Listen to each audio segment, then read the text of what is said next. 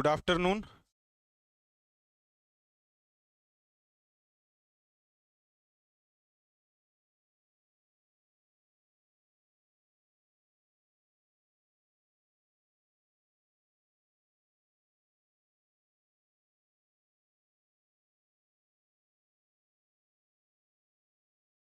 Good afternoon. बताइए, आवाज आ रही है क्या? क्या आपको मेरी सुरीली आवाज आ रही है?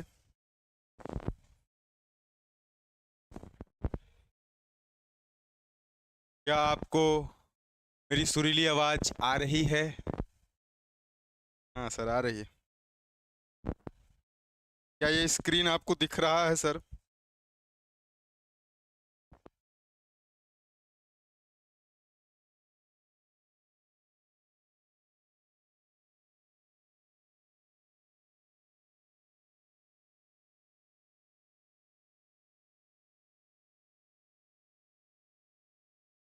बताइए। आशीष जी कह रहे हैं स्क्रीन फुल करवाएं सर जी, थोड़ी देर में हो जाएगी, वो आती जाती रहती है। आज थोड़ा त्योहार वाला है ना, तो हम लोग दिया हुआ जलाए हैं स्क्रीन पर। ठीक है। थोड़ा सा प्रभाकर जी कह रहे हैं आपकी सुरीली आवाज आ रही है। आज थोड़ा सा ऐसा क्या पटाखा उटाखा दिया हुआ जलाया गया, त्योहार है ना, तो थोड़ा स्क्रीन पर आता जाता रहेगा, वो पूरे टाइम के लिए नहीं रहेगा। ठीक है।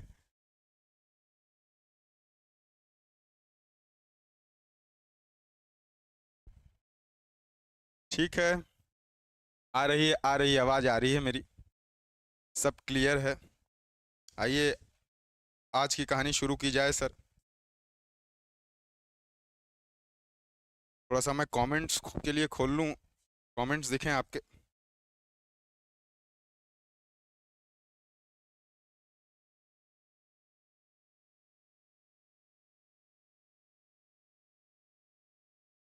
ठीक है। सभी को गुड आफ्टरनून।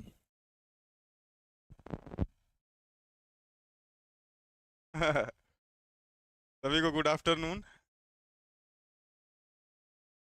एक, क्योंकि बिल्कुल खुशनुमा मौसम है, बिल्कुल फेस्टिव सीजन है, त्योहार का समय है, तो एक कवयित्री हैं, बहुत शानदार कवयित्री हैं, बहुत शानदार शायरा हैं, परवीन शागिर। उनकी कविताएं, उनकी शेर मैं बहुत पढ़ता हूँ, और बहुत शानदार वो लिखती हैं। उन्हीं का एक शेर है जिससे आज शुरू करेंगे आज की कहानी। परवीन शागिर जी का शेर है कि मलाल है मगर इतना मलाल थोड़े है। मलाल है मगर इतना मलाल थोड़े है। ये आंखें रोने की शिद्दत से लाल थोड़े है। मजा तो उसमें है कि हम जीत हार के भी मुस्कुराते रहें। मजा मजा तो उसमें है कि हम हार के भी मुस्कुराते रहें। हर बार जीत जाना कमाल थोड़े है। आप सभी का स्वागत है आपके अपने चैनल टीचर्स एकेडमी पर। सबसे पहले आपको धनतेरस की ढेर सारी शुभकामनाएं।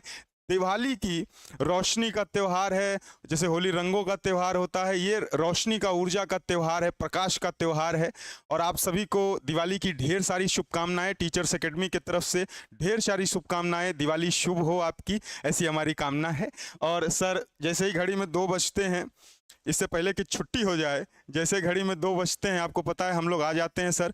और आ जाते हैं, क्या पढ़ते हैं? एनसीईआरटी पढ़ते हैं, बायोलॉजी की पढ़ते हैं, 11वीं की एनसीईआरटी पढ़ते हैं और 12वीं की एनसीईआरटी पढ़ते हैं। मॉलिक्यूलर बायोलॉजी चल रही है, लेक्चर 15 है। पिछला वाला लेक्चर 15 जो था, जो जो पिछला वाला लेक्चर था सर 15 वाला, वो हो नहीं पाया था। बीच में जो है क्या था कि उस दिन पूरे दिन लाइट नहीं थी, तो सेटअप पूरा इन्वर्टर से, जनरेटर से चल रहा था।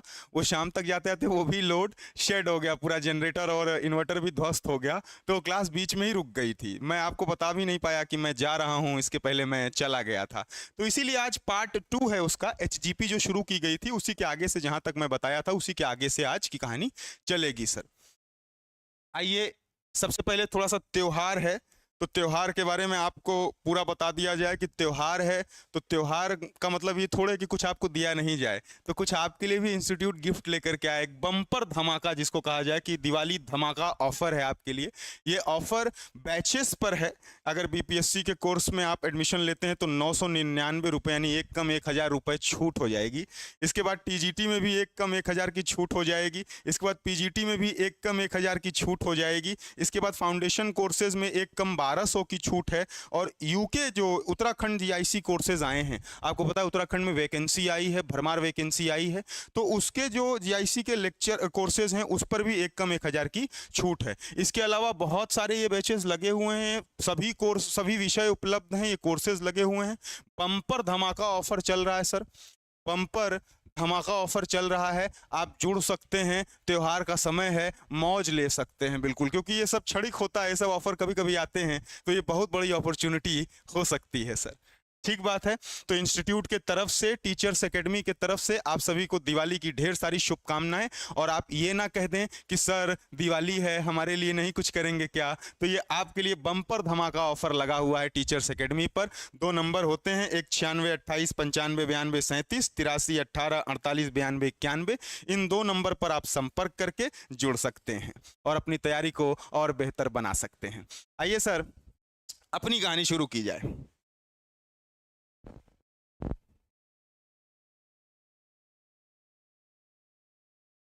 हम लोग पढ़ रहे थे goals of HGP, goals of HGP पढ़ रहे थे।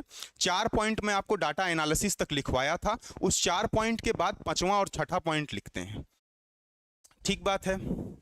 और आपके कमेंट को साथ साथ खोल करके मैं रखता हूं, ये आपके कमेंट्स चलते हैं मेरे पास में, इसको मैं इस तरफ रखे रहता हूं, तो स्क्रीन पर भी आपके कमेंट्स को देख सकता हूं, मोबाइल पर भी आपके कमेंट्स हमेशा ऑन रहते हैं।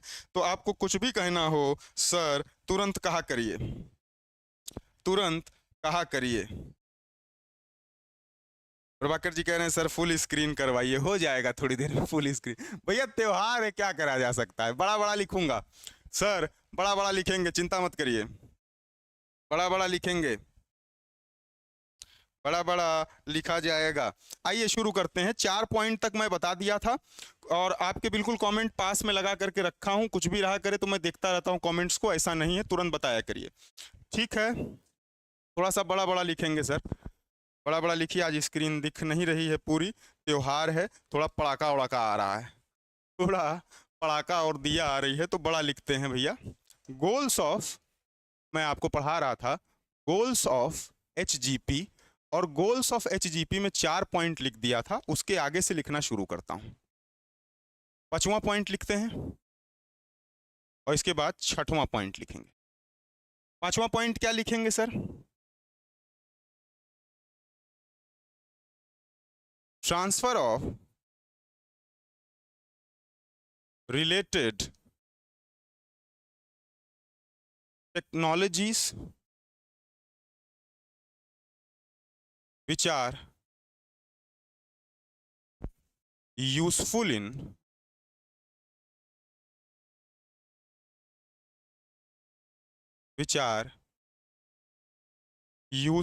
in various sectors,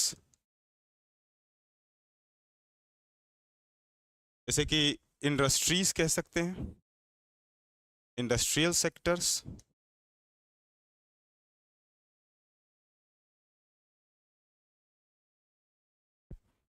और 6ठा पॉइंट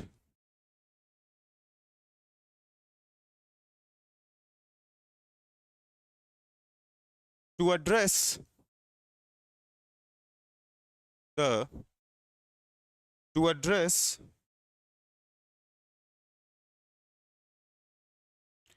बिल्कुल अभी शुरू किया गया है, अभी बिल्कुल शुरू किया गया है, ये पहली ही स्लाइड है।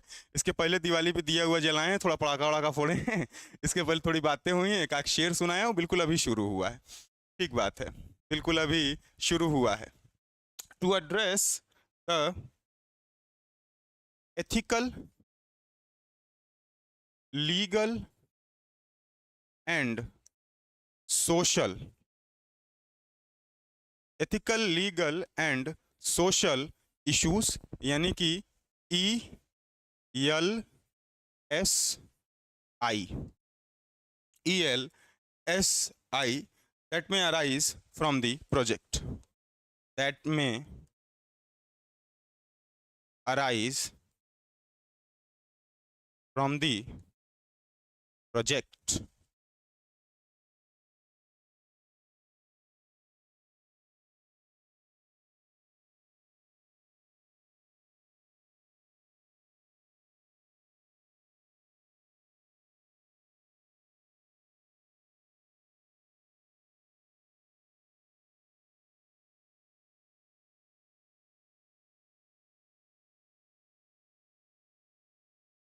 सर कितना खुश होकर के पढ़ाते हैं, मुझे अच्छा लगा मुझे अच्छा लगा भैया। खुशियाँ बहुत ज़रूरी हैं, खुशियाँ बहुत ज़रूरी हैं, क्योंकि आपको पता है गम देर तक रहता है। खुशियाँ देर तक नहीं रहती, गम देर तक रहता है। इसीलिए खुशियों को देर तक रखा जाए ताकि गम रहे ना रहे कोई फर्क ना रहे। ठीक बात है, लिखिए।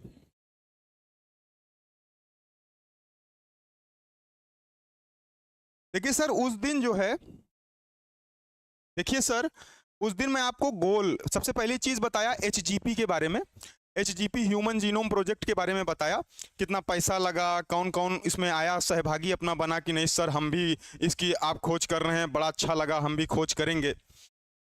ठीक है, हम भी खोज वोज करेंगे सर, बड़ा अच्छा लगा।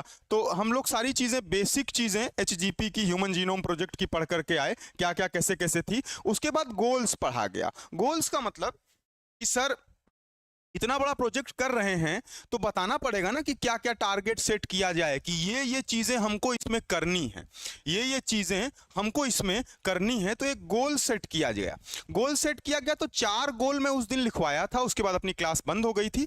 आज 5वां और 6वां गोल उसमें आगे लिखवाया हूं सर, उसमें 5वां और 6वां गोल आगे लिखवाया हूं सर। पहला गोल अगर थोड़ा सा रिवीजन करवाऊं आपको, थोड़ा सा आपका रिवीजन करवाते हैं, तो पहला गोल जो लिखवाया था मैं, वो लिखवाया था कि 20 से 25 हजार जीन्स हैं ह्यूमंस की, जिनको आइडेंटिफाई करना है।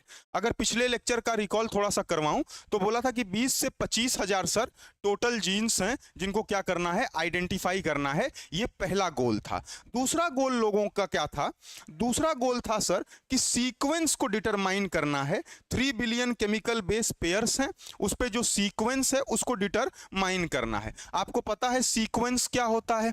जिस तरीके से ये अपना डीएनए था, ये डीएनए था, तो भैया ये नाइट्रोजन बेसेस होते हैं, नाइट्रोजन बेसेस होते हैं।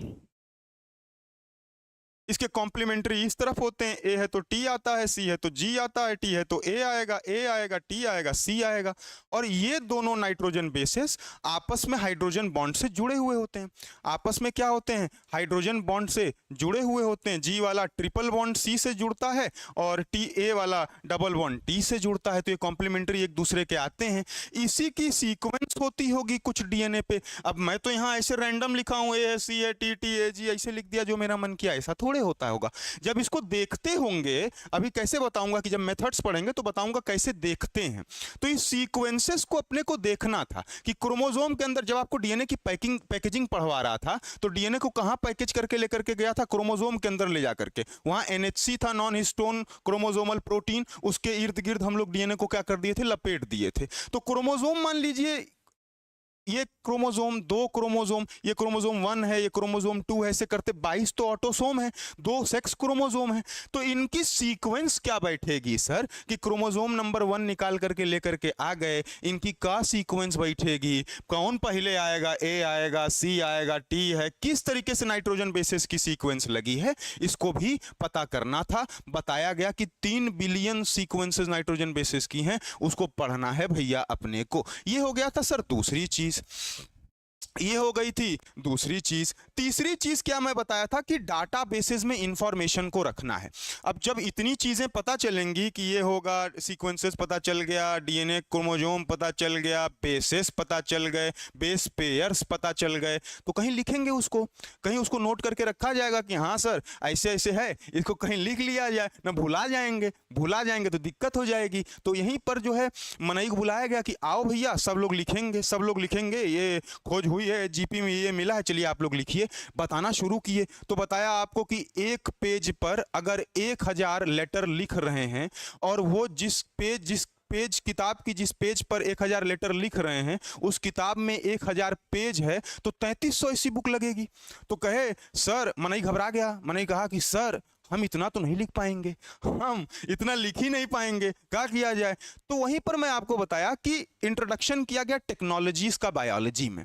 बायोलॉजी के अंदर क्या किया गया, टेक्निकल चीजों को इंट्रोड्यूस किया गया, उसको क्या बोलते हैं सर, बायो इन्फॉर्मेटिक्स बोलते हैं। तो तीसरी चीज क्या किए कि जो इंफॉर्मेशन मिलेगी उसको लिखा जाएगा। चौथी चीज क्या किए, डाटा बेसेस बनाए जाएंगे, बायो इन्फॉर्मेटिक्स की मदद से डाटा बेसेस बनाए जाएंगे कि कोई आएगा कहेगा 16 नंबर क्रोमोजोम है, 16 नंबर क्रोमोजोम की सीक्वेंसिंग बताइए, तो कंप्यूटर पे ले जाकर के डाल देंगे 16 नंबर क्रोम, टक टक टक टक टक टक टक टक से कंप्यूटर पर आ जाएगा कि सर 16 नंबर क्रोमोजोम की ये चीजें हैं। वो चौथी। पांचवी चीज क्या थी कि सर ट्रांसफर ऑफ, ये जो इतनी सारी चीजें सीक्वेंसिंग और सारी चीजें हमको मिली है इंफॉर्मेशन का, यहां से जो इंफॉर्मेशन मिली है इस इंफॉर्मेशन का सर अपने को क्या करना है, ट्रांसफर करना है रिलेटेड टेक्नोलॉजीज से। रिलेटेड टेक्नोलॉजीज का मतलब सर जो लोग भी इस पर काम कर रहे हैं, डीएनए के प्रोजेक्ट पर काम कर रहे होंगे, डीएनए बहुत महत्वपूर्ण है। क्यों, डीएनए से आरएनए आएगा, आरएनए से प्रोटीन आएगा, प्रोटीन से एंजाइम आएगा, एंजाइम से हार्मोन आएगा, हार्मोन मेंडेलियन कैरेक्टर्स को कंट्रोल करेंगे। यानी कि डीएनए के बारे में स्टडी होगी, डीएनए में कुछ भी हो जाएगा, डीएनए में उस क्या हो रहा है, कैसे हो रहा है, कौन सी बीमारी होती, क्या होती, सारी रिलेटेड टेक्नोलॉजीज में इंडस्ट्री चल रही है भैया। उन सेक्टर में इस इंफॉर्मेशन को हम पहुंचा देंगे कि आप लोग इस पर काम कर रहे हैं, खोज वोज रहे हैं, ये लीजिए इंफॉर्मेशन हमारे पास है, सीक्वेंसिंग है, सबकी इंफॉर्मेशन है, आपका काम हो जाएगा। और इनकी आखिरी गोल क्या था कि इनको 4 चीजों को एड्रेस करना था। अपने इस पूरे प्रोजेक्ट के माध्यम से 4 चीजें तीन चीजें उठ सकती थी, उन 3 चीजों को भी एड्रेस करना था। एक तो एथिकल, कई लोग आ गए और कहे तुम हमारा डीएनए पढ़ोगे, कई लोग आ गए कहे डीएनए पर बहुत बहस होती है, हमारे इंडिया में बहुत बहस होती है, इनका डीएनए ऐसा है, उनका डीएनए वैसा है, डीएनए तक लोग पहुंच जाते हैं भैया। सोचिए कितनी महीन चीज है ये, वहां तक लोग चले जाते हैं। तो इनको इसके लिए तैयार थे कि एथिकल, लीगल और सोशल इश्यूज, 3 इश्यूज बताया इन्होंने, एक एथिकल बताया, एक लीगल बताया, एक सोशल इश्यूज बताया, और इसको टुगेदर साथ में लिखते हैं ELSI, LC, ELSI। ये 3 इश्यूज थे जो इस प्रोजेक्ट से उठ सकते थे, इसके ऊपर भी इनको सबको समझाना था और सबकी सहमति बैठवानी थी। ये 6 गोल थे भैया HGP के। ये क्या थे, 6 गोल थे HGP के। ठीक बात है, ठीक बात है क्या, बात एकदम ठीक है क्या?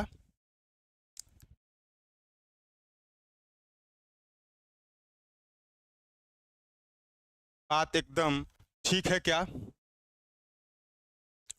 यहां तक अपनी बात हो गई गोल्स की, यहां तक अपनी बात हो गई बेसिक्स की। अब यहां तक बात ठीक है तो आगे बढ़ा जाए, आगे बढ़ा जाए क्या? यस सर, यस सर, आगे बढ़ा जाए। आगे एक चीज लिखते हैं, इंस्ट्रूमेंट, इंस्ट्रूमेंट्स, इंस्ट्रूमेंट्स। सर ये बता दीजिए कि HGP करेंगे, रिसर्च होगी तो मशीन उसीन इस्तेमाल करेंगे, तो कौन सी मशीन का इस्तेमाल करेंगे? तो इसमें जो है एक इंस्ट्रूमेंट जो इस्तेमाल में लिया जाता है उसका नाम क्या है sir, automated DNA sequencer. Automated DNA sequencer, ये एक प्रिंसिपल पर बेस्ड होता है। सैंगनर एक साइंटिस्ट हैं, SANGER, सैंगनर साइंटिस्ट हैं, सैंगनर के ही प्रिंसिपल पर ये बेस्ड होता है। ये जो इंस्ट्रूमेंट है बेस्ड ऑन सैंगनर प्रिंसिपल। सैंगनर सर को आप लोग अगर नहीं जानते हैं तो मैं थोड़ा सा सैंगनर सर के बारे में बता दूं कि सैंगनर सर ने क्या किया था। सैंगनर सर ने क्या किया था, इन्होंने किया था अमीनो एसिड की सीक्वेंस जो है, अमीनो एसिड्स की, अमीनो एसिड्स पे प्रोटीन्स की सीक्वेंस जो थी उसको ये रीड किए थे।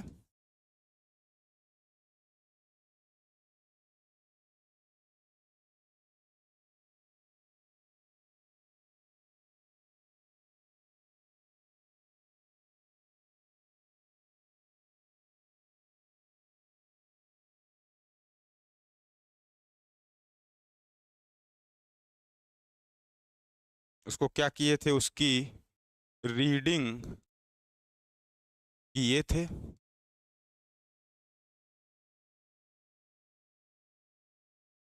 उसकी रीडिंग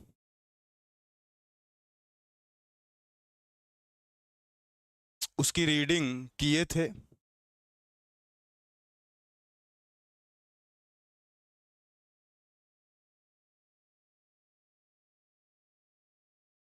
क्या होता है सर, आप फोटोस्टेट की मशीन देखे होंगे, फोटोस्टेट की मशीन आपने देखी होगी। क्या होता है, एक इस तरीके से मशीन होती है, एक इस तरीके से मशीन होती है।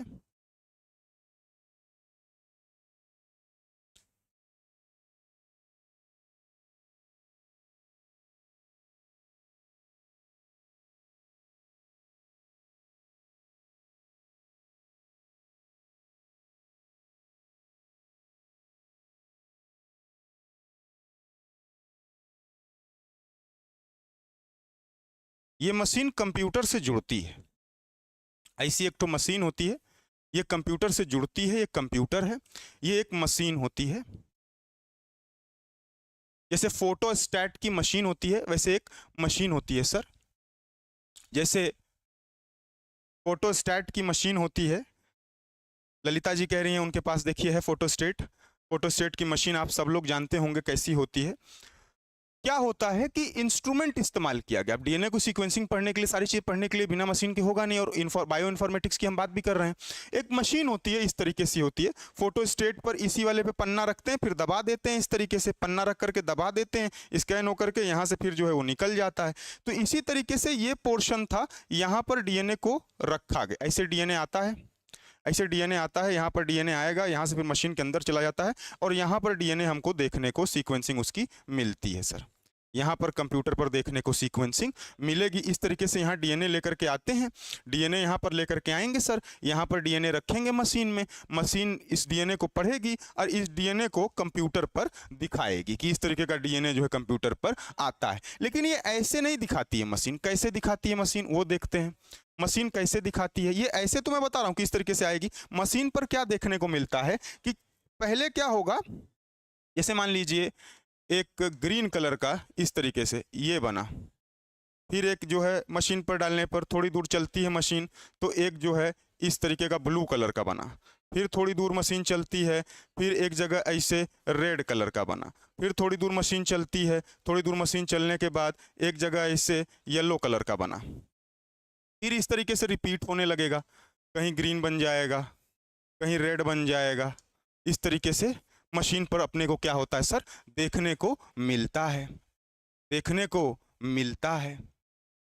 ठीक बात है, इस तरीके से क्या होता है सर, देखने को मिलता है।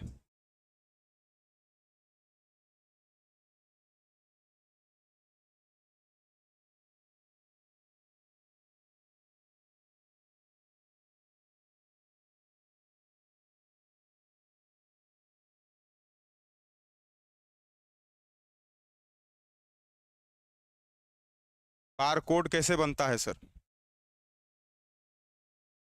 कुछ गलत लिख दिए थे क्या सर? इसमें जो है एक इंस्ट्रूमेंट लगता है एचजीपी में, इंस्ट्रूमेंट में क्योंकि सीक्वेंसिंग पता करनी है। सीक्वेंसिंग वही आपको बार बार बता रहा हूं, जो फिर से बता रहा हूं, सीक्वेंसिंग पता करनी है।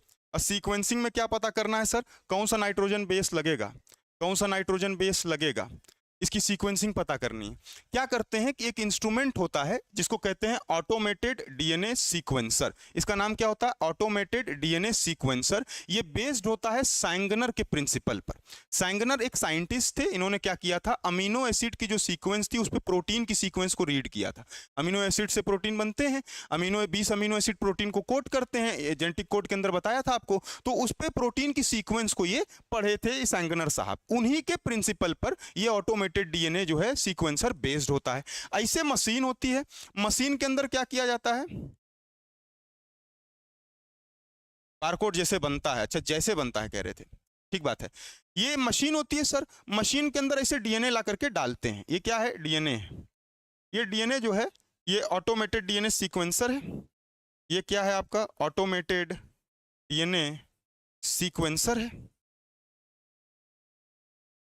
इस ऑटोमेटेड डीएनए सीक्वेंसर के अंदर डीएनए इस तरीके से ला करके यहाँ पर रखेंगे तो इस तरीके से प्रोजेक्ट कराएगा। अगर ये बन रहा है, इस ग्रीन कलर का आता है तो ए है। अब ये ग्रीन कलर का आता है, रेड कलर का आता है, ये चीजें सिर्फ समझने समझाने के लिए है कि फर्क कैसे बताएंगे कौन सा सीक्वेंस है। ग्रीन कलर का आया तो ए है, ब्लू कलर का आया तो टी है, रेड कलर का आया तो सी है, येलो कलर का आया तो जी है, फिर ग्रीन कलर का मिला ये ए है, फिर जो है रेड कलर का मिला ये क्या है, सी है। तो इस तरीके से जैसे डीएनए अंदर जाता है तो कंप्यूटर के बाद फिर अपनी इंफॉर्मेशन बताने लगता है। इस तरीके का बनेगा, फिर बड़ा बनेगा, फिर छोटा बन गया, फिर दूसरे रंग का बन गया, तो अलग अलग 4 रंग के मिलते जाते हैं तो हमको सीक्वेंस पता चलती जाती है सर कि हाँ ये ए है, फिर सर सी आएगा सर, फिर सर टी आएगा। अगर जैसे इसकी सीक्वेंस बनाऊं, यहां पर मिलना शुरू हुआ, ये डीएनए इससे मिलना शुरू हुआ, तो मैं कह सकता हूं डीएनए पर सीक्वेंस कैसी रहेगी, पहले सी है, फिर क्या है ए है, फिर क्या है जी है, फिर क्या है सी है, फिर क्या है टी है, फिर क्या है ए है। ये इस तरीके से पूरा प्रिंसिपल चलता है सर, ये इस तरीके से पूरा प्रिंसिपल चलता है सर।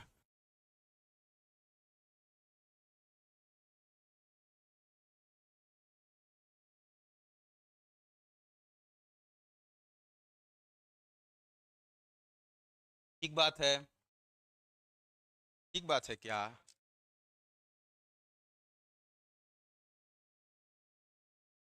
बात ठीक है क्या?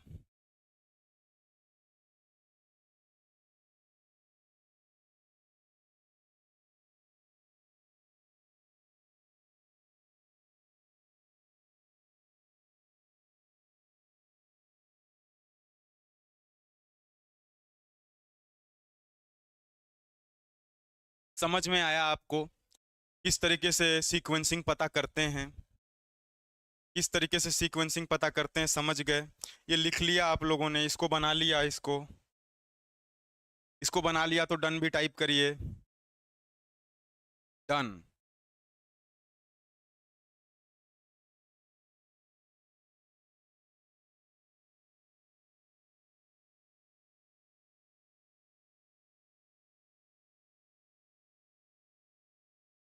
ये बन गया है डन, सबका डन, सबका डन है, हटा दें हम।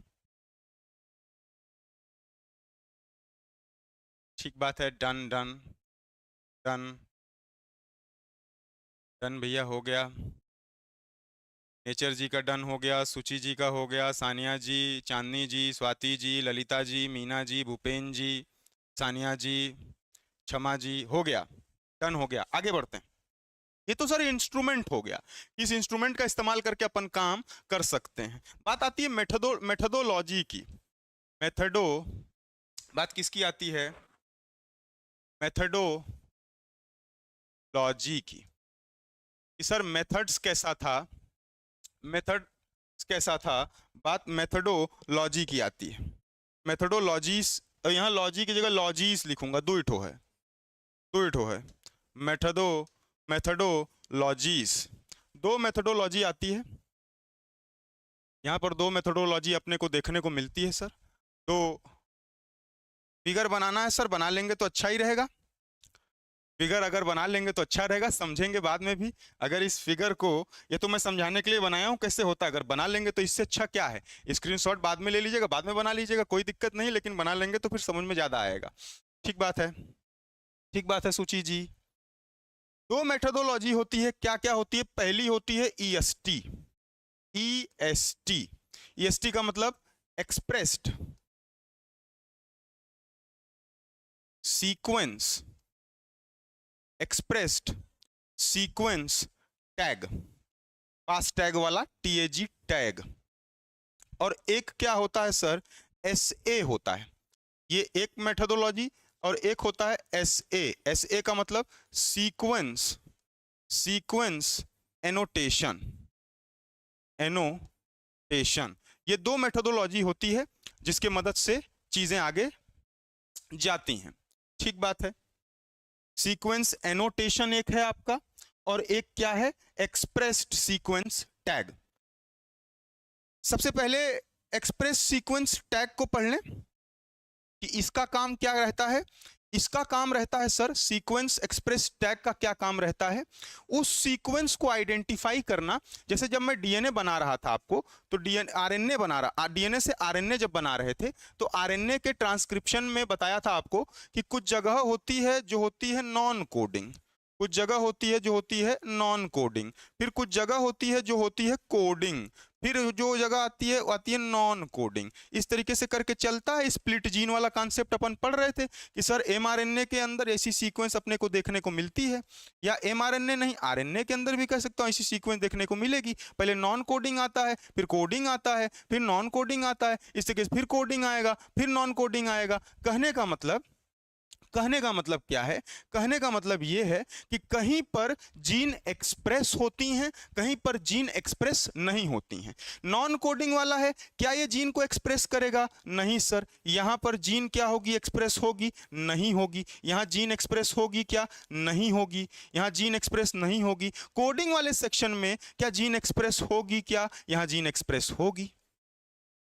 तो कुछ पोर्शन जीन को एक्सप्रेस करेंगे, कुछ नहीं करेंगे। जो एक्सप्रेस करेंगे वो कोडिंग करते हैं, आगे आरएनए बनाते हैं। जो नहीं करते हैं वो कुछ नहीं करते हैं, चुपचाप बैठे रहते हैं। ठीक बात है, ये भी बात ठीक है, बिल्कुल सही बात है। भूपेन जी कह रहे हैं एक्सॉन एंट्रॉन वाला जो है बात, वो अपन वहां पर पढ़ करके आए थे, वो बिल्कुल पढ़ करके आए थे।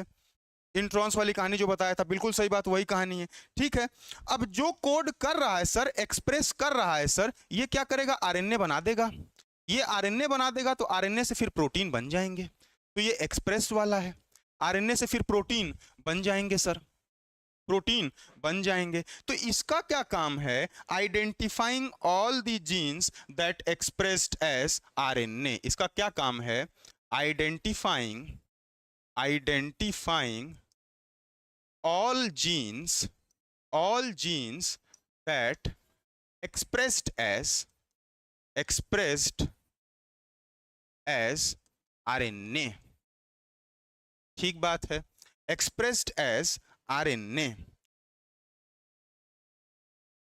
और सीक्वेंस एनोटेशन में क्या होता है सर? इसमें क्या है? Sequence of all that is coding and non-coding on DNA। इसमें क्या है? इसमें है sir sequence of all.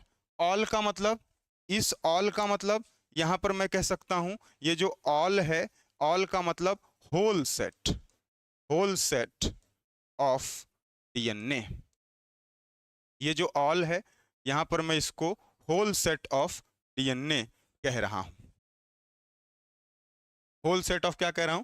DNA कह रहा हूं। यानी कि पूरा सीक्वेंस बताना है। सीक्वेंस एनोटेशन में आपको कोडिंग वाला भी बताना है, नॉन कोडिंग वाला बताना है, फिर कोडिंग वाला बताना है, फिर नॉन कोडिंग वाला बताना है।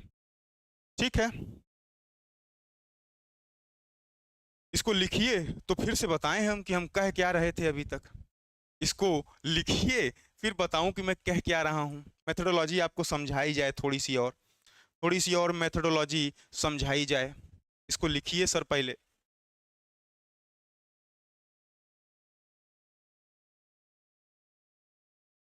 हिना जी कह रही हैं सर फुल स्क्रीन करा दें। हमारे हाथ में ही नहीं है, हमारे हाथ में नहीं है भैया, हम कैसे करवा दें बताइए। वो सब अपने से बन उनके आया, आज ऐसे चल रहा है सब। आज ऐसे ही पढ़ लीजिए। थोड़ा दिया हुआ आपको दिख रही है, दिवाली ओली दिख रही है, जगमग हुआ है, मैं हटा नहीं सकता, वो मेरे हाथ में नहीं है। ठीक है, ठीक है, इसको लिखिए भैया, फिर बात आगे की जाए। लिख लिया है आपने? लिख लिया, डन आने लगे, डन डन हो रहा है सर। कहने का मतलब दो मेथोडोलॉजी होती है जिससे डीएनए की सीक्वेंसिंग पता करते हैं। पहली मेथोडोलॉजी है ईएसटी की, जिसको एक्सप्रेस्ड सीक्वेंस टैग कहते हैं। जैसे आपका फास्ट टैग होता है, वही वाला टैग है ये, expressed sequence tag. Sequence DNA की वो सीक्वेंस जो कोडिंग कर रही है, जिससे कोडिंग होगी, आगे आरएनए बनेगा, सिर्फ उसी के सीक्वेंस को बता रहे हैं, तो वो ईएसटी हैं। अगर सिर्फ उसी की सीक्वेंस बताई जा रही है, सिर्फ कोडिंग वाले सेक्शन की, इतनी सेक्शन की, जो जो सेक्शन कोडिंग कर रहा है, जो जो एक्सप्रेस कर रहा है, जो जो आरएनए बनाएगा, आरएनए से फिर प्रोटीन बनेगा, उस वाले सेक्शन की अगर जो है सीक्वेंस को कोई बता रहा है तो वो एक्सप्रेस्ड सीक्वेंस टैग है सर।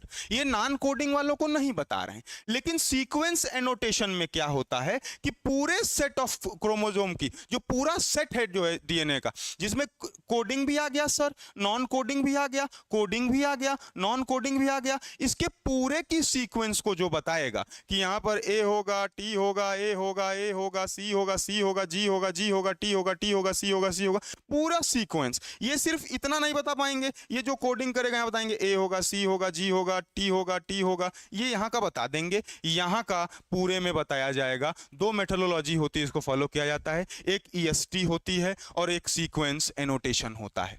ठीक बात है। कितने का कोर्स है? जो 1000 का ऑफर है, ये 2 नंबर दिए जाते हैं आपको, 2 नंबर दिए जाते हैं, पता है ना आपको। उन 2 नंबर में से एक पे 9628 वाला एक नंबर होता है, वो कहाँ गया? उन नंबर जो 2 नंबर दिए जाते हैं, शुरू में बताया जाता है, उन 2 नंबर पे आप संपर्क करके पूरी जानकारी ले सकते हैं। तो व्हाट्सअप कर लीजिए या फोन करके पूछ लीजिए, वो आपको पूरी जानकारी बताएंगे। मुझे सिर्फ ऑफर बताना था कि 1000 की छूट है। ठीक बात है, पूरा जानकारी आपको मिल जाएगी सर। ये क्लियर है? ये क्लियर है? ठीक बात है। ये 2 मेथोडोलॉजी होती है सर, 2 मेथोडोलॉजी होती है। इसके आगे से अब बात शुरू की जाए। जब बात इसके आगे शुरू करूंगा तो ये आपको पता है, ये मेरा डीएनए है। बहता रे बहता, मैं बहती हवा सी आई, ये इस तरीके से बहता हुआ, ये हमारा डीएनए भैया। बहता मैं बहता, ये क्या है? डीएनए है। ये पूरा क्या है? डीएनए है। इस डीएनए पर क्या करना है सर? सीक्वेंस पता करनी है। इस डीएनए क्या करना है? सीक्वेंस पता करनी है। किसकी सीक्वेंस? नाइट्रोजन बेसिस की सीक्वेंस। इतना बड़ा डीएनए है, पहले एक तोड़ा जाए, पहले इसको तोड़ा जाए। तो आपको एक एंजाइम पता है सर? एक एंजाइम आता है, इतना बड़ा बना देंगे तो और कहाँ बनाएंगे सर? थोड़ा छोटा बनाइए सर, छोटा बनाइए। यहां पर एक एंजाइम डालते हैं, रेस्ट्रिक्शन एंडोन्यूक्लियस। यहां पर एक एंजाइम डालते हैं, रेस्ट्रिक्शन एंडोन्यूक्लियस, जिसको आरई कहते हैं। मान लीजिए कोई सा भी डाले हों, अभी तो बायोटेक आएगा तो पूरा पढ़ाऊंगा रेस्ट्रिक्शन एंडो, सब लाइगेज होगी, सब कहानी चुटकी में इसे बजाएंगे। लेकिन रेस्ट्रिक्शन एंडोन्यूक्लियस, मान लीजिए ए वाला रेस्ट्रिक्शन एंडोन्यूक्लियस है, यहाँ पर डालेंगे तो ये क्या करेगा? ये डीएनए को तोड़ेगा, डीएनए टूटेगा, डीएनए कॉपीज में टूटेगा, डीएनए को तोड़ दिया गया, अलग अलग पीसेस में आ गया सर, अलग अलग डीएनए पीसेस में आ गया, पीसेस में आ गया डीएनए। अब पीसेस में आ गया, इतना बड़ा डीएनए तो पढ़ नहीं पाते, 2.2 मीटर का ये इकट्ठे एक्सप्रेस सीक्वेंस टाइम डालने, मशीन में डालने, मशीन कह दी भैया हम नहीं कर पाएंगे, इतना बड़ा डीएनए 2.2 लीटर, हैंग कर गई मशीन हैंग कर जाएगी। इसीलिए छोटे छोटे टुकड़ों में काटा जाता है। इतना बड़ा डीएनए है, उसको छोटे छोटे टुकड़ों में काटेंगे ताकि पढ़ाई की जाए। अब यहाँ पर अपने मन में एक प्रश्न आएगा, आपके मन में आ रहा है कि नहीं मुझे नहीं पता, मैं विद्यार्थी था तो मेरे मन में एक प्रश्न यहाँ पर उठता था कि सर इतने बड़े डीएनए को रेस्ट्रिक्शन एंडोन्यूक्लियस से काट के छोटे छोटे पीसेस में करे हैं, हमें कैसे पता चलेगा कौन पीस नंबर 1 है, कौन 2 है, कौन 3 है, कौन 4 है? हमें कैसे पता चलेगा कि कौन 1 है, कौन 2 है, कौन 3 है, कौन 4 है? यानी इस तरीके का डीएनए यहाँ से कट किया गया होगा, यहाँ से कट किया गया होगा, फिर यहाँ से कट किया गया होगा, यहाँ से कट किया गया होगा। तो ये यहाँ तक वाला हिस्सा 1, यहाँ तक वाला 2, यहाँ तक वाला 3, यहाँ तक वाला 4, ये 5, हमें कैसे पता चलेगा कि कैसे क्या होता है? हमें ये कैसे पता चलेगा सर कि क्या होता है, कौन सा वाला 1 है, कौन सा वाला 2 है? काट करके तो दे दिए। तो यहाँ पर एक बात बताई गई, बात क्या बताई गई कि थोड़ा दूर पहले का और थोड़ा दूर बाद का कट के मालूम रहे। जैसे यहाँ कुछ बेसेस रहे होंगे तो यहाँ जो थोड़ा दूर पहले काटते हैं तो यहाँ ए टी आ गया, अब फिर यहीं ए टी, ठीक है।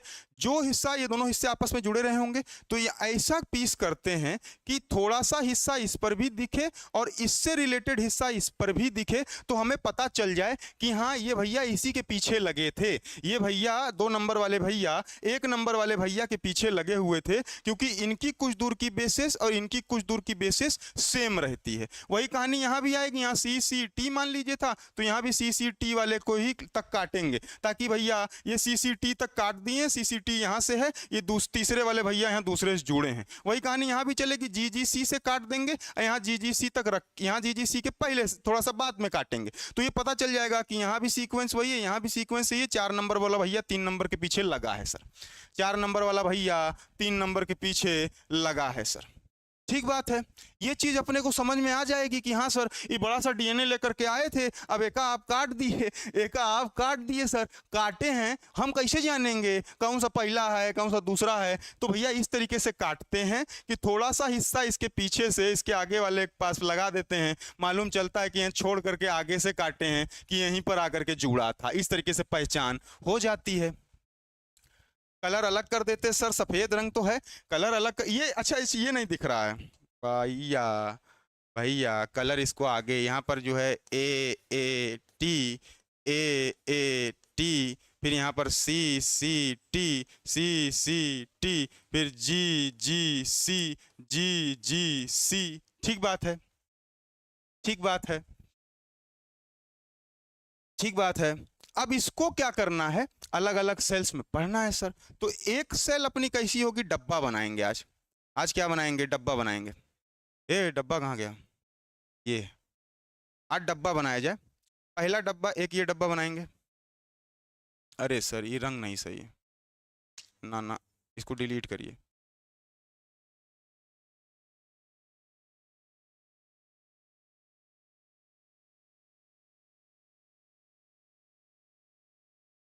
एक ये डब्बा बनाऊंगा, एक ये डब्बा। ये जो पहला वाला डब्बा है ये बैक्टीरियल सेल है भैया, ये क्या है, ये बैक्टीरियल सेल है, बैक्टीरियल सेल है। ये कौन सी है, ईस्ट की सेल है। ईस्ट आप जानते हैं सैक्रोमाइसी सीरावसी, ईस्ट क्या होती है, सैक्रोमाइसी सीरावसी ईस्ट। ये यूकैरियोटिक सेल एक लिया हूं, एक प्रोकैरियोटिक सेल लिया हूं। भैया ये जो अलग अलग डीएनए को काटा गया है, इस डीएनए को कहीं लेकर के जाया जाएगा। दो चीजें होती हैं, दो चीजें होती हैं सर, दो चीजें होती हैं। क्या होती हैं, एक होता है वेक्टर, का नाम आप सुने होंगे वेक्टर, उसी वेक्टर को पढ़ा रहा हूं। दो चीजें होती हैं, एक होता है सर बीएसी, बीएसी, बीएसी का मतलब sir bacterial, bacterial artificial, artificial chromosome, bacterial artificial chromosome, BAC. ये बीएसी क्या है, ये वेक्टर है, ये वेक्टर है। यहां इसका एक वेक्टर आता है, वेक्टर आते हैं, एक और वेक्टर आते हैं, इनका नाम क्या होता है, वाईएसी। वाईएसी मतलब ईस्ट आर्टिफिशियल, आर्टिफिशियल क्रोमोसोम। एक वेक्टर ये, एक वेक्टर ये। ठीक बात, दो वेक्टर बना करके आपको दे दिया सर। एक बैक्टीरियल आर्टिफिशियल क्रोमोसोम और एक ईस्ट आर्टिफिशियल क्रोमोसोम। पहले चीज वेक्टर का क्या काम है, वेक्टर, वेक्टर लोग कहते हैं समझे, वेक्टर का मतलब सारथी। आज से आप इतना जान लीजिए, वेक्टर का मतलब होता है सारथी। अर्जुन का सारथी कौन था, भगवान कृष्ण थे। अर्जुन किसके रथ पर बैठे थे, उस रथ को कौन चला रहा था, भगवान कृष्ण चला रहे थे। तो भगवान कृष्ण कौन थे, सारथी थे। भैया ये बैक्टीरिया की सेल है, तुम ऐसे डीएनए डाल दोगे, अब बैक्टीरिया की सेल में चला जाएगा क्या, बैक्टीरिया की सेल में डीएनए ऐसे चला जाएगा कि ऐसे हम डीएनए काट लिए हैं सर, ये बड़ा सा डीएनए था सर, इसको रेस्ट्रिक्शन एंडोन्यूक्लियेट डाल दिया, रेस्ट्रिक्शन एंडोन्यूक्लियेट डालने के बाद सर काट लिए छोटा छोटा, अब एक घुसाया जाए सर इसमें जो है सेल में, इसको लेकर के जाया जाए सर, तो ऐसे जाएगा क्या, नहीं जाएगा। अरे भैया बैक्टीरिया की सेल है, बेवकूफ की सेल थोड़े है, बैक्टीरिया की सेल है, बेवकूफ की सेल नहीं है कि किसी भी मनई को बुला लेगा कि हमारे सेल के अंदर आ जाइए, कोई भी मनई आ जाए हमारे सेल के अंदर आ जाइए। ईस्ट वाले का भी वही कहानी होगी, ईस्ट है, बेवकूफ नहीं है, किसी को भी कह देगा आइए, हमारा आपका स्वागत है, नहीं होगा ऐसा। इस सेल के अंदर भेजने के लिए हमें सारथी चाहिए होते हैं। सारथी माने वेक्टर। ये जो वेक्टर है ये सारथी है। इसका नाम है बैक्टीरियल आर्टिफिशियल क्रोमोसोम। आर्टिफिशियल मतलब हम बनाए हैं। क्यों बनाए हैं? क्योंकि बैक्टीरिया बेवकूफ था नहीं, उसको बेवकूफ बनाया जाए। बैक्टीरिया का सेल बेवकूफ नहीं था, हमारा डीएनए एक्सेप्ट नहीं करता, अब उसको हम बेवकूफ बनाएंगे तो फिर हमारा डीएनए एक्सेप्ट हो जाएगा, आगे स्टडी चली जाएगी। तो ये बैक्टीरियल सेल में बैक्टीरियल आर्टिफिशियल क्रोमोसोम डालते हैं सर। बैक्टीरियल आर्टिफिशियल क्रोमोसोम डालते हैं, ये सारथी है। इसी पर क्या करेंगे, अब इसी पर ये डीएनए लाएंगे। ये डीएनए लाने के बाद जो है, डीएनए बुला के तोड़ा गया है, ये डीएनए को लेकर के आएंगे। ये डीएनए यहाँ पर इसके साथ में बांध देंगे, बैठा देंगे इसमें, क्योंकि ये आर्टिफिशियल डीएनए कहाँ रहता है? क्रोमोसोम में रहता है। डीएनए की पैकेजिंग में आपको बताया था कि डीएनए को पैक एनएचसी पे किया था, आखिरी में जाकर के non histone chromosomal protein chromosome के अंदर डीएनए पैक हो गया था। तो ये क्या है? क्रोमोसोम ही है, आर्टिफिशियल क्रोमोसोम ही है। बैक्टीरियल आर्टिफिशियल क्रोमोसोम, बैक्टीरिया में बेवकूफ बनाना है, बैक्टीरिया में बात भेजनी है, तो बैक्टीरिया का सारथी है, इसलिए बैक्टीरियल आर्टिफिशियल क्रोमोसोम। इसका नाम क्या? Bacterial artificial chromosome. अब इस पे डीएनए लगाए दिए। डीएनए किससे लगाएंगे? लाइगेज से। आपको पता है डीएनए जुड़ता किससे? लाइगेज से। लाइगेज पे इस पे ला करके डीएनए क्या कर देंगे? जोड़ देंगे। अब डीएनए बैठ गया, राजा बेटू की तरह बैठ गया पीछे का, भैया भैया भैया जी कहाँ जाता है, कहाँ जाता है? जात है बैक्टीरिया के सेल में। वेक्टर बैठे हैं, बीएसी बैठा लिए वेक्टर, अब हम जा रहे हैं बैक्टीरिया की सेल में। अब ये भैया बैक्टीरिया की सेल में आ जाएगा, जितनी भी स्टडी हमको करनी है, जो भी इंप्रूवमेंट हमको करना है, हम कर लेंगे। ऐसे ही कहानी यहाँ वाईएसी में चलेगी। वाईएसी में ईस्ट के सेल में डालना है, ईस्ट आर्टिफिशियल क्रोमोसोम बना लिए हैं, क्रोमोसोम के अंदर डीएनए अपनी मर्जी के डालेंगे, लाइगेज के मदद से यहाँ पर डीएनए जोड़ ओड़ करके यहाँ डीएनए भेज दूंगा, और ये डीएनए राजा की तरह बैठ जाए, कहेगा भैया अब की बारी यूकैरियोटिक में जा रहे हैं, यूकैरियोटिक में जा रहे हैं। तो ये यहाँ वाला इनका सारथी इनको यूकैरियोटिक में ला करके पहुंचा देगा, इनको यूकैरियोटिक में ला करके पहुंचा देगा। ये होस्ट की सेल है भैया, ये होस्ट की सेल थी, ये होस्ट की सेल थी, और होस्ट की सेल में ये नहीं दिखेगा, यहाँ लिखिए सर, होस्ट की सेल थी। होस्ट की सेल में क्या कर दिए? होस्ट की सेल में अपना डीएनए जिसके लिए तोड़े थे, स्टडी किए थे, सीक्वेंस पता, खेल कहानी पढ़ने के लिए, वो खेला अब अच्छे से होगा। यहाँ सारथी इनको भेज देगा। क्या बात क्लियर है? क्या बात समझ में आई आपको? कहना क्या चाहता हूं मैं, समझ में आया क्या? बताइए सर, मजा आ रहा है क्या?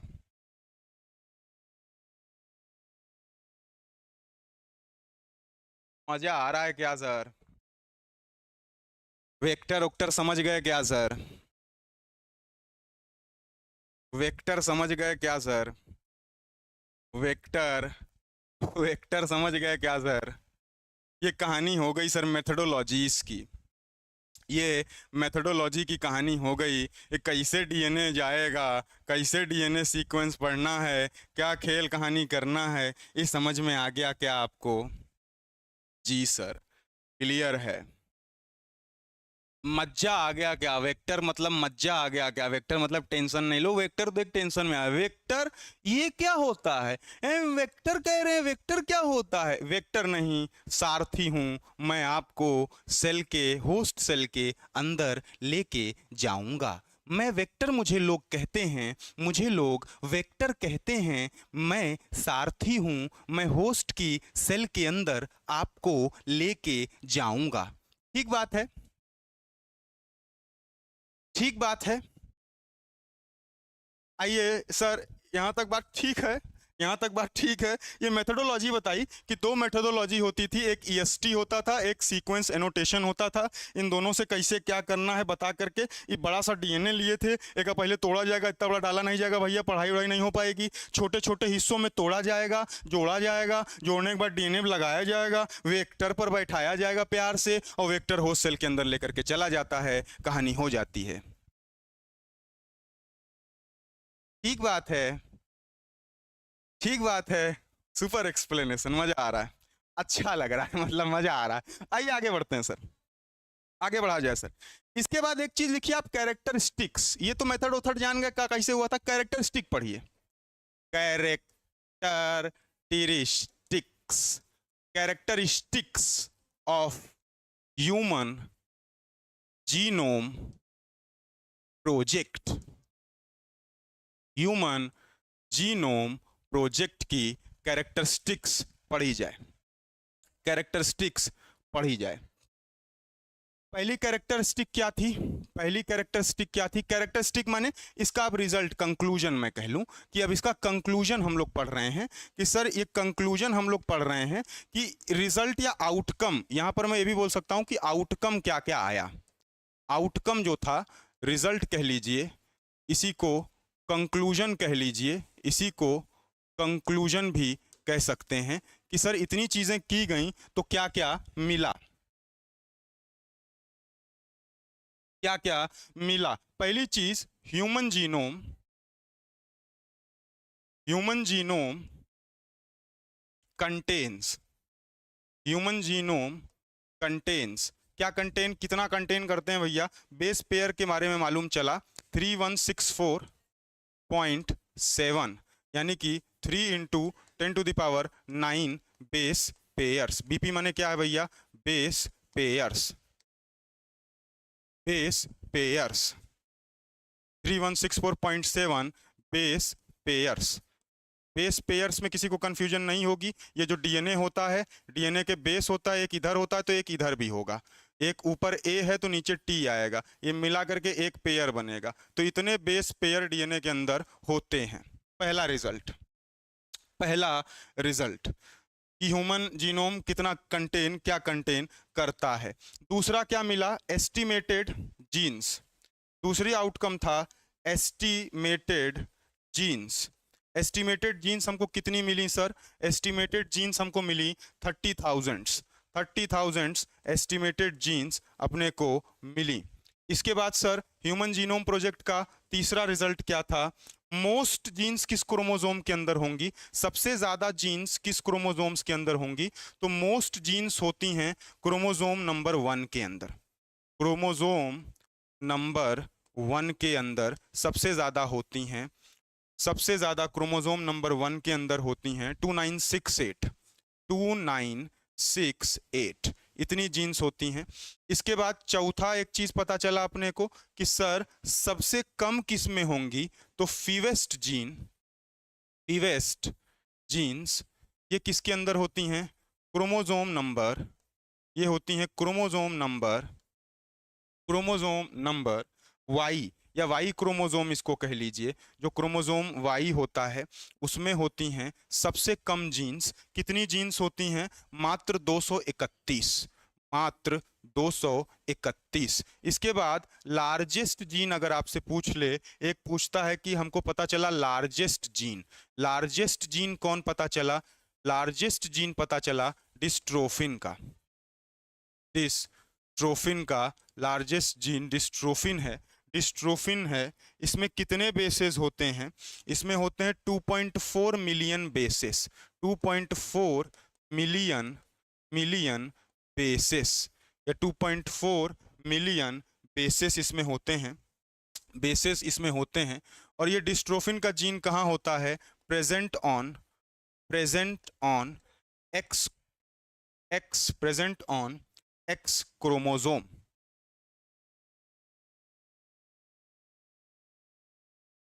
Present on x chromosome, holandric chromosome. देखिए बता रहे हैं 3164.7 मिलियन बेसिस, ठीक बात है। हाँ यहाँ मिलियन लिख सकते हैं, मिलियन, ठीक बात है, मिलियन ही हो जाएगा, ठीक बात है। इसके बाद 30,000 क्रोमोसोम 1, फिर अबाउट 2968, ठीक बात है, ठीक बात है। होलैंड्रिक बता रहे हैं। लार्जेस्ट, स्वाति जी का आंसर देखिए आ रहा है। भूपेन जी डिस्ट्रोफिन का बताए, डिस्ट्रोफिन का बताए। ये डिस्ट्रोफिन वाला कहाँ पर प्रेजेंट होता है सर? एक्स क्रोमोसोम के अंदर प्रेजेंट होता है, ठीक बात है। ये लार्जेस्ट जीन होती है, ये रिजल्ट आउटकम है। सबसे पहला कैरेक्टरिस्टिक या आउटकम क्या था? ह्यूमन जीनोम में 3 × 10⁹ बेस पेयर्स होते हैं। दूसरा, एस्टिमेटेड जीन्स कितनी है? 30,000 जीन्स एस्टिमेटेड है। मोस्ट जीन्स किस क्रोमोसोम में होता है? क्रोमोसोम नंबर 1 में होता है। क्रोमोसोम नंबर 1 में कितनी जीन्स होती हैं? 2968, 2968 जीन्स होती हैं। सबसे कम जीन्स किस में होती हैं? क्रोमोसोम वाई में होती हैं, 31 होती हैं। लार्जेस्ट जीन अगर मैं कहूंगा, लार्जेस्ट जीन होती है डिस्ट्रोफिन की सर, 2.4 मिलियन बेसेस इसमें होते हैं, जो कि एक्स क्रोमोसोम पर पाया जाता है। ठीक बात है, ये 5 रिजल्ट लिखिए। आरजू जी आई हैं, गुड आफ्टरनून। ठीक बात है, ये 5 पॉइंट लिखिए, तो आगे और बताया जाए।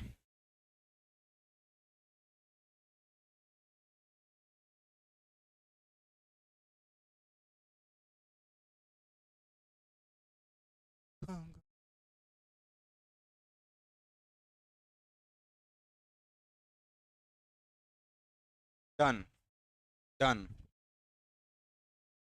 5 तक के पॉइंट लिखिए, फिर आगे पॉइंट लिखा जाए। Done done. आगे छठवां कैरेक्टरिस्टिक, छठवां पॉइंट लिखें, वो क्या है कि एवरेज जीन कितनी होगी? Average average gene contains average gene contains 3000 basis, 3000 basis.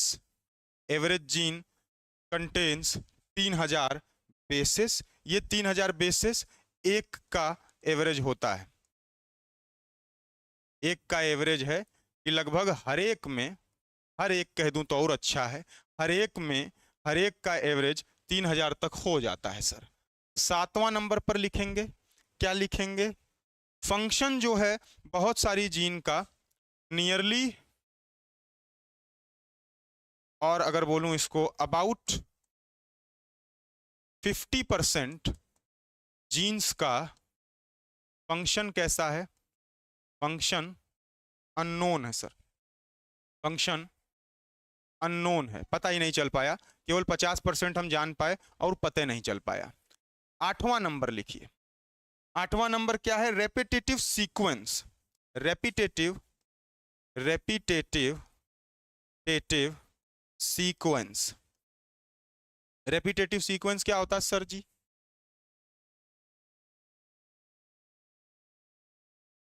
ये जीनोम का repetitive sequence forms major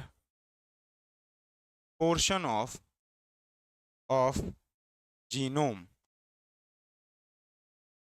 genome का मेजर पोर्शन यही बनाते हैं, लार्ज पोर्शन यही बनाते हैं। यहाँ पर लार्ज पोर्शन भी कह सकते हैं, मेजर पोर्शन कहिए, लार्ज पोर्शन यही बनाते हैं। इसमें क्या होता है सर? पहले चीज तो क्या है कि it have no direct coding function. It has no direct coding function. इसका कोई डायरेक्ट कोडिंग फंक्शन नहीं है। दूसरा इसमें क्या चीज है? इसमें दूसरी क्या चीज है? ये क्रोमोजोम का स्ट्रक्चर, डायनामिक्स और एवोल्यूशन बताते हैं। क्रोमोजोम्स का स्ट्रक्चर, डायनामिक्स एंड एवोल्यूशन बताते हैं।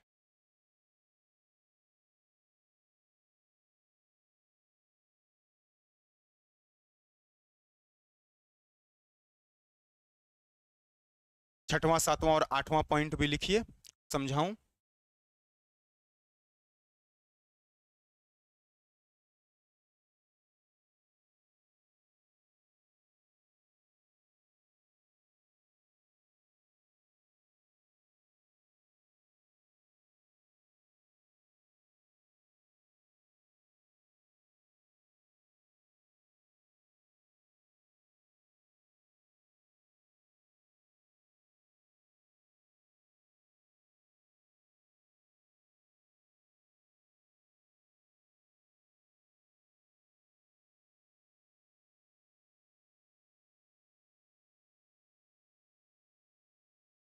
डन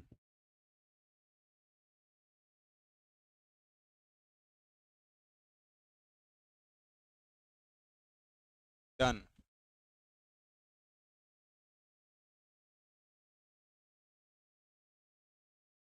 डन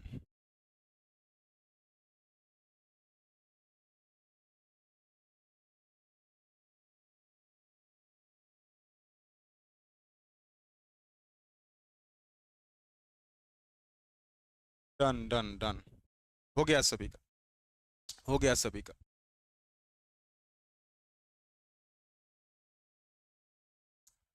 लिखिए जल्दी। ने थोड़ी फुर्सत मेरी जान, जरा हाथों को दीजिए। समझ रहे हैं? हाथों को थोड़ी फुर्सत दीजिए, तो मैं आपको एनसीईआरटी का मजा सिर्फ देखने मात्र से, एनसीईआरटी के हुस्न का मजा आंखों से लीजिए। समझ रहे हैं? मेरा प्रयास ये है कि जाते जाते बायोटेक्नोलॉजी तो ऐसी पढ़ाई जाए, आप नोट्स बनाइए, नोट्स बनाइए, लेकिन फिर भी थोड़ी फुर्सत हाथों को दीजिए। एनसीईआरटी के हुस्न का मजा मैं आपको आंखों से दिलवाऊंगा। ठीक है? एनसीईआरटी के हुस्न का मजा, एनसीईआरटी के हुस्न का मजा आंखों से लीजिए। समझ रहे? आज की रात मजा हुस्न, गाना नहीं, आज की रात मजा हुस्न का आंखों से लीजिए। तो एनसीईआरटी के हुस्न का मजा जो है मैं आपको आंखों से दिलवाऊंगा। बायोटेक में मेरा वादा है। बायोटेक में आप कहेंगे सर ऐसी बायोटेक्नोलॉजी हम जन्मे नहीं करते थे। आंखों से मजा आएगा आपको। समझ रहे हैं? लिखे चाहे मत लिखे, याद रहेगा, सब सब याद रहेगा, सारी चीजें याद आपके जाएंगी। लिख लेंगे तो भैया आजीवन जाएंगी, नहीं तो जब काम खत्म हो जाएगा, नौकरी वोकरी मिल जाएगी, भुला जाएगा। ठीक बात है। सबसे पहली चीज हम लोग क्या पढ़ें? सबसे पहली चीज हम लोग क्या पढ़ें सर? हम लोग क्या पढ़ें कि एवरेज जीन जो होती है 3000। अब जैसे एवरेज जीन मैं क्यों कह रहा हूं, मान लीजिए एक क्रोमोजोम नंबर 1 है, ये क्रोमोजोम नंबर 2 है, ये क्रोमोजोम नंबर 16 है, ये क्रोमोजोम नंबर 22 है। मान लीजिए इसके अंदर अब 50% तो पता ही नहीं अपने को, 50% फंक्शन ही अननोन है। मान लीजिए इसके अंदर हमको पता चला कि इसके अंदर सर 6000 जीन है, इसके अंदर 6000 जीन है। इसके अंदर अपने को पता चला कि सर 3000 है, इसके अंदर 2000 पता चला, बेसेस 2000 हैं। इसके अंदर पता चला सर 1000 बेस है। तो जब एवरेज निकालेंगे तो इतना अपने को पता चला कि एवरेज जीन के अंदर, क्रोमोसोम्स की जो एवरेज जीन्स होती हैं उनके अंदर बेसेस की अगर बात करूंगा तो हर एक के पास लगभग 3000 बेस तो होता ही होता है, 3000 बेसेस होते ही होते हैं। इसके बाद बताया गया कि सर 50% जीन्स के फंक्शन ही हम पता कर पाए हैं। 50% की कहानी जैसे जैसे समय बीतेगा लोग जान ही जाएंगे। तो एचजीपी में सिर्फ 50% जीन्स का फंक्शन ही बताया गया। 50% या लगभग 50% का तो फंक्शन पता ही नहीं है, अननोन है। इसके बाद सर रेपिटेटिव सीक्वेंस आती है। रेपिटेटिव सीक्वेंस में फिर वही कहानी आ गई sir, coding, non coding, coding, non coding. बहुत सारी सीक्वेंस ऐसी होती है जो नॉन कोडिंग होती है। रेपिटेटिव सीक्वेंस, नॉन कोडिंग, कोई काम नहीं है। कोडिंग वाला तो आरएनए बना लेगा, आरएनए वाला प्रोटीन बना लेगा, ये भैया क्या करेंगे? ये क्या करते हैं, ये जीनोम का मेजर पोर्शन बनाते हैं। मेजर पोर्शन जीनोम का बनाएंगे तो क्या करेंगे? इनका कोई डायरेक्ट कोडिंग वोडिंग का फंक्शन है नहीं। ये क्रोमोजोम के स्ट्रक्चर को हेल्प करवाएंगे। कहेंगे स्ट्रक्चर बिगड़ रहा है, क्यों चिंता करती हो? क्रोमोजोम कहेगी मेरा स्ट्रक्चर बिगड़ रहा है। कहेगा क्यों चिंता करती हो क्रोमोजोम, मैं हूं ना, मैं, मेरा कोई कोडिंग का काम थोड़े है, मैं किस लिए हूं, मैं तुम्हारा ध्यान रखूंगा। क्रोमोजोम तुम्हारे स्ट्रक्चर को, डायनामिक्स को, और जो इवोल्यूशन होगा, एक में ये था, एक जो है, अब जैसे ये क्रोमोजोम 1, इसके नीचे भी एक क्रोमोजोम आएगा, 22 पेयर्स होते हैं, 44 प्लस XY होता है। ऐसे ही होता है भैया, ऐसे ही होता है। तो मान लीजिए म्यूटेशन हो गया किसी में, ये वाले भैया हम दूसरा था, वाले भैया हम दूसरा आ गया, इवोल्यूशन हो गया। तुम चिंता मत करो क्रोमोजोम, मेरा कोई काम नहीं है, मैं तुम्हारे स्ट्रक्चर को, डायनामिक्स को और इवोल्यूशन में हुई समस्याओं को दूर करूंगा। इस यही रेपिटेटिव सीक्वेंस कहलाता है, और ये major portion, large portion genome का होता है सर। ठीक बात है, ठीक बात है, ठीक बात है। एनसीईआरटी बहुत ब्यूटीफुल, बहुत खूबसूरत है। एनसीईआरटी से खूबसूरत कोई किताब ही नहीं है। पता है आपको, मैं ये मॉलिक्यूलर पढ़ाया एनसीईआरटी से, आपको मैं बायोटेक पढ़ाया एनसीईआरटी से, आपको मैं इकोलॉजी एनसीईआरटी से पढ़ाया। आप जाइए, आप पांडे जी, त्रिवेदी जी की किताब पढ़िए, आप पीके गुप्ता सर की किताब पढ़िए, आप बीरबाला रस्तोगी की किताब पढ़िए, आप जो है अलग अलग पब्लिकेशन की किताब पढ़िए। यहाँ पर बेस आपका सेट बना दिया गया है एनसीईआरटी का। कोई भी किताब पढ़ेंगे सर मजा आएगा। कहेंगे ये तो हम लोग खेल रहे हैं, खेलना सिखा रहा हूँ। एनसीईआरटी फाउंडेशन होती, चलना सीख रहे हैं, फिर उसके बाद खेलेंगे। बड़ी बड़ी किताबें, पीके गुप्ता किताब ले खेलेंगे, आप लोग कहेंगे पीके गुप्ता सर किताब है, वाह। समझ रहे हैं? वाह। तो ये 8 पॉइंट हो गए सर। इसके आगे एक पॉइंट और है, उसको भी लिखिए। हंसी मजाक ही करेंगे क्या? एक पॉइंट और लिखिए सर, 9वां पॉइंट लिखिए। 9वां पॉइंट क्या था सर? एक चीज अपने को पता चलती है, एसएनपीस। एसएनपीस या जिसको एसएनपीएस भी कह सकता हूं, इसी एसएनपीस को क्या कहा जाता है सर? सिंगल, इसको single nucleotide, single nucleotide, single nucleotide polymorphism, polymorphism, single nucleotide polymorphism. Scientists have identified, scientists have identified, scientists have identified about 1.4 million, 1.4 million locations where single nucleotide polymorphism, single nucleotide polymorphism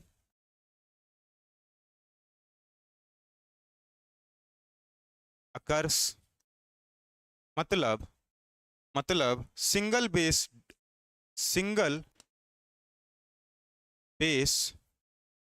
of DNA, single base of DNA differs from other base.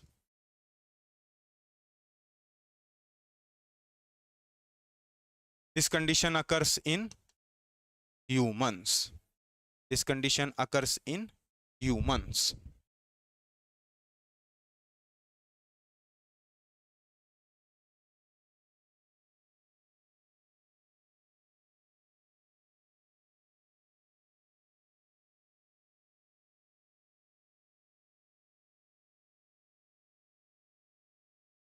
Sir लिखिए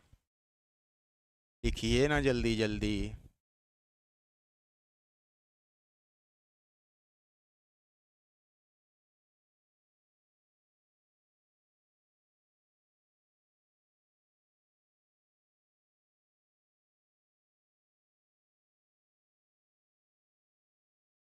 लिखिए ना जल्दी जल्दी। Done.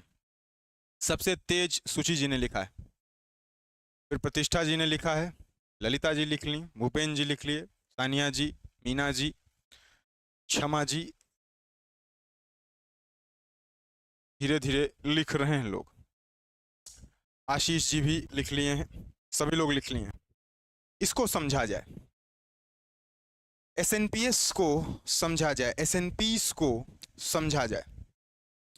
Sir एसएनपीस का मतलब क्या होता है? इसका मतलब होता है सिंगल न्यूक्लियोटाइड। न्यूक्लियोटाइड आपको पता होगा, बेसेस जिसमें आ जाएंगे, फास्फेट के साथ में शुगर भी है भैया, फास्फेट के साथ में शुगर भी है और नाइट्रोजन बेसेस हैं। एक न्यूक्लियोटाइड पढ़ा था, एक न्यूक्लियोसाइड पढ़ाया था। न्यूक्लियोसाइड में क्या था? फास्फेट नहीं था, फास्फेट आ गया तो न्यूक्लियोटाइड हो गया। यहाँ पर कौन से हैं? मेनली नाइट्रोजन बेसेस की बात हो रही है। डीएनए में कौन कौन से नाइट्रोजन बेसेस होते हैं? 4 होते हैं सर।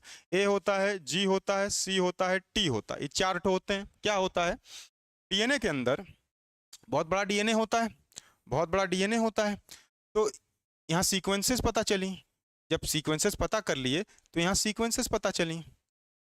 सर यहाँ पर सीक्वेंसेस होती हैं इस तरीके से, लंबे डीएनए में सीक्वेंसेस। ये इसके आगे का डीएनए फिर मैं बना रहा हूँ, उधर लिख दिया हूँ।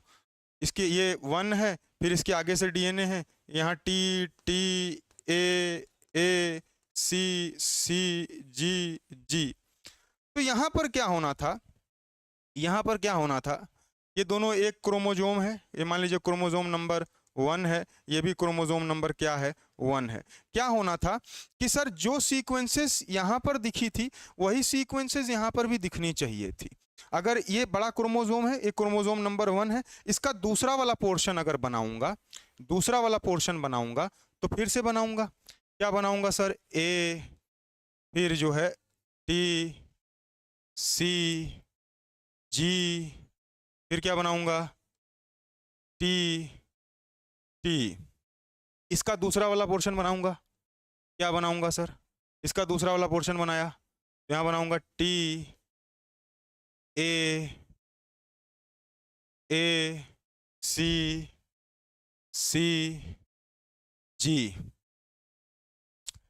क्रोमोसोम नंबर 1 है, ये एक क्रोमोसोम यहां तक आता, यहाँ जगह नहीं थी मेरे तो यहाँ बनाया हूँ, आधा ये आधा ये। अब इसी के नीचे दूसरा क्रोमोसोम नंबर 1 बना रहा हूँ, तो यही क्रोमोसोम नंबर 1 इसके नीचे वाला बना रहा हूँ, जो नीचे आएगा सर, इसके नीचे वाले का है, नीचे वाले का, जैसे क्रोमोसोम नंबर 1, क्रोमोसोम नंबर 1, भैया ये 1, ये 1, ऐसे करते 22 ऊपर होते हैं, 22 नीचे होते हैं, तो 44 पेयर्स हो जाते हैं ऑटोसोम्स के। ये उसी की कहानी लेकर के चल रहा हूँ। अब आप देख रहे हैं कि यहाँ पर क्या है, ए है, सी है, टी है, सी है, सी है, जी है, जी है, टी है, टी है। इसके आगे क्या था फिर, टी है, टी है, ए है, सी है, सी है, जी है, जी है। क्या होता है, कई कई जगह पर साइंटिस्ट को देखने को मिला कि अब इसके नीचे भी यही होना चाहिए था, ए है, फिर सी होना चाहिए था, सी होना चाहिए था, टी होना चाहिए था, फिर सी, जी, जी, सी, टी, टी, ऐसे होना चाहिए था। लेकिन यहाँ पर बदल जाता है, बदल जाता है सर। कैसे बदल जाता है, यहां सर ए है, ये सी है, तो यहां मान लीजिए जी आ गया, यहां जी आ गया, यहां पर जी के बाद जी था, यहां सर मान लीजिए सी आ गया, फिर सर यहां टी, टी था, यहां टी है, यहां ए आ गया, फिर सर क्या है, यहां पर जी था सर, जी के जगह यहां सी आ गया। तो यानी एक बेस पर, एक नाइट्रोजन बेस पर क्या हो गया, पॉलीमॉर्फिज्म हो गया, और ये बेस इस वाले बेस से सी होना चाहिए था, सी नहीं जी हो गया। यहां पर सर, यहां पर जी होना चाहिए था, जी नहीं सी हो गया सर। इसके बाद सर यहां पर टी था सर, टी ही होना चाहिए था, यहां ए हो गया, यहां जी था, जी होना चाहिए था, यहां सी हो गया। यानी कि पॉलीमॉर्फिज्म हो रहा है, बदल जा रहा है सर। जो पहले था ऐसा सीक्वेंस नहीं है, ये सीक्वेंस बदल जा रहा है। सिंगल न्यूक्लियोटाइड में सिर्फ सीक्वेंस बदल रहा है, इसी को कहते हैं सिंगल न्यूक्लियोटाइड पॉलीमॉर्फिज्म। साइंटिस्ट मानते हैं कि अबाउट 1.4 मिलियन लोकेशंस ऐसी होती है जहां पर सिंगल न्यूक्लियोटाइड पॉलीमॉर्फिज्म होगा। बड़ा सा डीएनए, उस डीएनए में 1.4 मिलियन लोकेशंस ऐसी होती हैं जहां पर ये बेसेस आपस में डिफर करते हैं। ये ऊपर वाले हैं दोनों, ये दोनों ऊपर बनाना था मुझे, ऊपर वाले हैं, ये भी ऊपर वाला है। इसके नीचे जो बनाता है, इसके नीचे आप इन दोनों को, इसको ऊपर बनाइएगा, इसके बाद फिर एक और ऊपर बनाइएगा, फिर इसके नीचे ये बनाइएगा, उसके नीचे ये बनाइएगा, और आप देखेंगे कि ये बेसेस कहाँ कहाँ पर बदले। एक बेस यहाँ पर बदल गया, एक बेस सर यहाँ पर बदल गया, एक बेस सर यहाँ पर बदल गया, एक बेस सर यहाँ पर बदल गया। इस तरीके से करते 1.4 मिलियन लोकेशंस ऐसी हैं जहाँ पर सिंगल न्यूक्लियोटाइड पॉलीमॉर्फिज्म देखने को मिलता है। सिंगल न्यूक्लियोटाइड पॉलीमॉर्फिज्म का मतलब क्या होता है कि बेसेस डीएनए के अंदर डिफर कर जाते हैं। एक ही क्रोमोसोम है, दोनों एक ही क्रोमोसोम का पार्ट हैं, बेसेस डिफर हो जाते हैं, एक जगह पर सिर्फ होते हैं। न्यूक्लियोटाइड है जो बेसिस है और कुछ नहीं, न्यूक्लियोटाइड है, तो इसीलिए सिंगल न्यूक्लियोटाइड पॉलीमॉर्फिज्म बोलते हैं। ठीक बात है क्या, ये समझ में आ गया क्या सर, ये समझ में आ गया क्या सर, ये समझ में आया, बताइए क्या ये समझ में आया। अरे काम हका रहे हैं भैया आप लोग, आज क्या खाना होना चला, पूरा महक रहा है। हाँ? हमको भी भूख लग गई। हम घर जाएंगे अब जल्दी से। हो गया सर, हो गया, हो गया, लिख लिए सब लोग, लिख लिए, समझ में आ गया, क्लैरिटी हो गई, क्लैरिटी हो गई तो एचजीपी यहीं पर समाप्त हो गया, यहीं पर एचजीपी समाप्त हो गया। कुछ पॉइंट है जिससे सवाल बनते हैं, मैं उन पॉइंट्स को भी लिख समझा देता हूं। तो उन पॉइंट्स को लिखा जाए सर, इन पॉइंट्स को लिखा जाए सर। पहला पॉइंट क्या लिखा जाए, other organisms whose genome are, other organisms whose genome are also sequenced, कुछ ऐसे और ऑर्गेनिजम्स हैं, जिनमें जीनोम को सीक्वेंसिंग की गई थी। इसके पहले कहानी तो ह्यूमन जीनोम की थी, एचजीपी की चल रही थी। क्या एचजीपी ही है और कुछ नहीं है? नहीं भैया, और भी हैं, और के बारे में पढ़ते हैं। सवाल अगर पूछ ले आपसे, पहला सवाल क्या first prokaryote in which complete genome was sequenced is? First prokaryotes first prokaryotes in which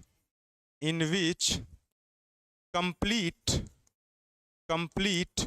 genome is sequenced ये इसका आंसर बताइएगा। दूसरा सवाल पूछते हैं, first eukaryotes in which complete genome is sequenced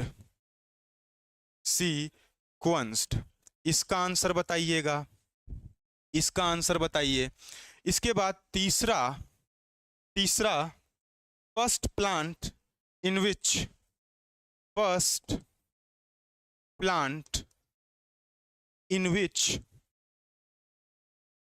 complete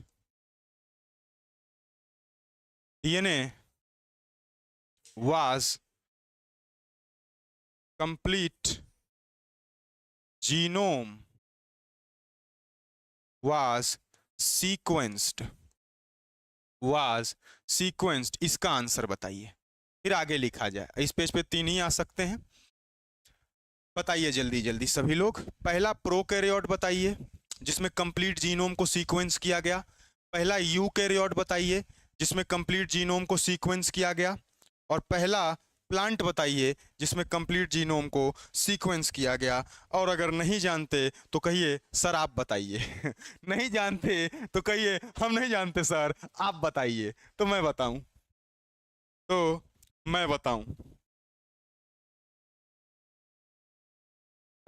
बताइए जल्दी जल्दी बताइए।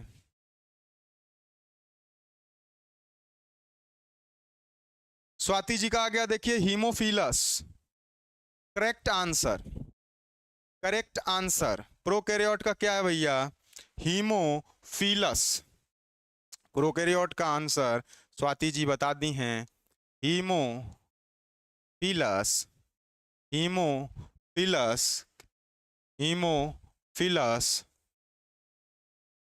इन्फ्लुएंजी। ये आई छोटे से लिखिएगा भैया, मैं बड़े से लिख दिया हूँ, छोटे से लिखिएगा, हीमोफिलस इन्फ्लुएंजी। इसके बाद बता रहे हैं कुछ और। इसके बाद भूपेन जी क्या कह रहे हैं, सर आप हिंट दीजिए। लेकिन रविंद्र जी बता दिए अरैबिडोप्सिस थैलियाना प्लांट का, ये भी सही है, ठीक है। हीमोफिलस, सर इसको ऐसे लिखेंगे तो बड़ा अपमान होगा, इसको ऐसे मत लिखिए, इसको ऐसे लिखिए, छोटा लिखिए।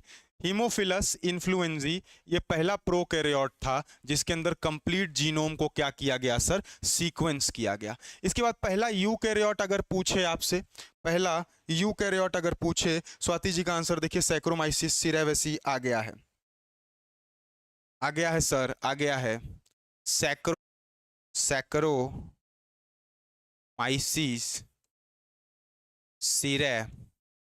सिरेवेसी।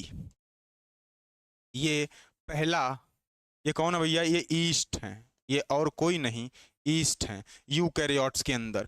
प्लांट के अंदर जो कहे थे रविंद्र जी, बिल्कुल सही कहे थे। प्लांट के अंदर अरैबिडोप्सिस थैलियाना,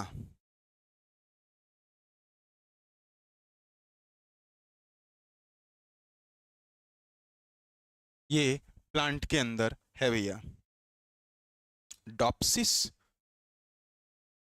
अरैबी, थोड़ा स्पेलिंग गलत लिख दिया क्या सर?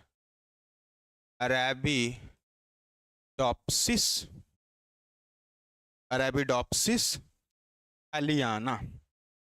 ये क्या है? ये स्मॉल मस्टर्ड प्लांट है, स्मॉल मस्टर्ड प्लांट है। मस्टर्ड प्लांट है तो फैमिली भी आप बता देंगे। फैमिली कौन सी होगी सर? ब्रेसिकेसी होगी फैमिली।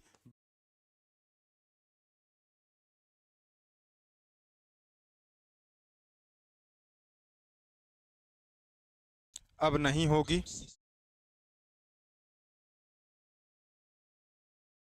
अब मैंने थोड़ा सा सही कर दिया है, देखिए अब बफरिंग नहीं हो रही होगी। मैं अभी सही किया हूं, बफरिंग नहीं हो रही है अब।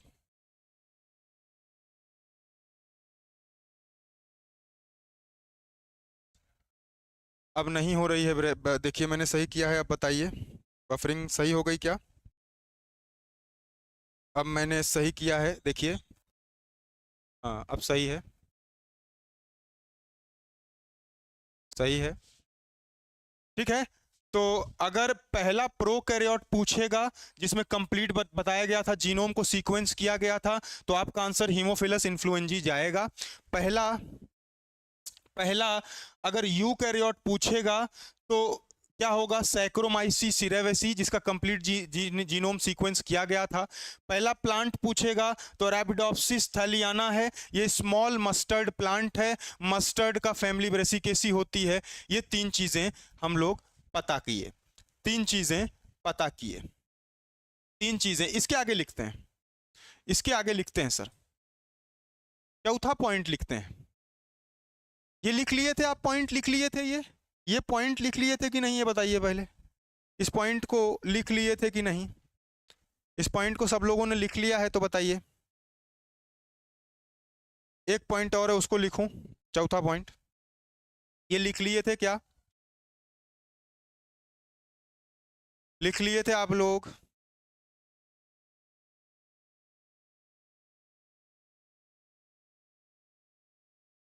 डन सर, डन, हाँ इसको लिख लिए थे, ठीक है। चौथा वाला पॉइंट क्या है? चौथा वाला पॉइंट फर्स्ट एनिमल, अगर आपसे पूछे first animal in which complete genome was sequenced,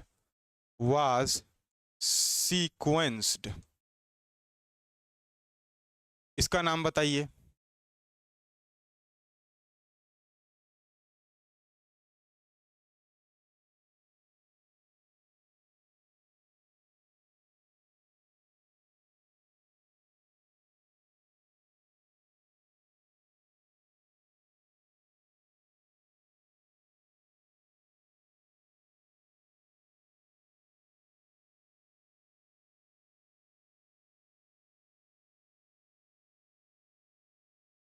इसका नाम मैं आपको लिख दिया, ये बताइए है क्या?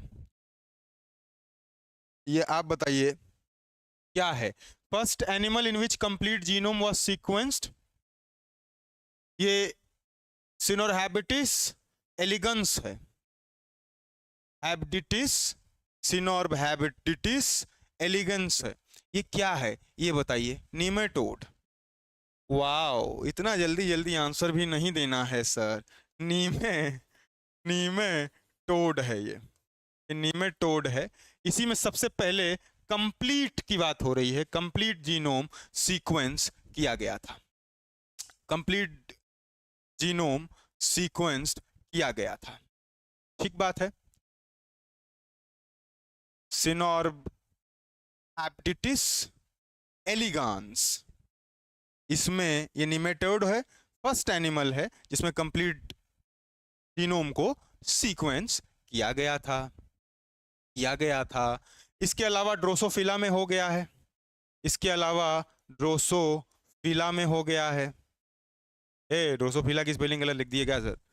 सर नहीं, ड्रोसोफिला मेलानोगैस्टर इसमें हो गया है।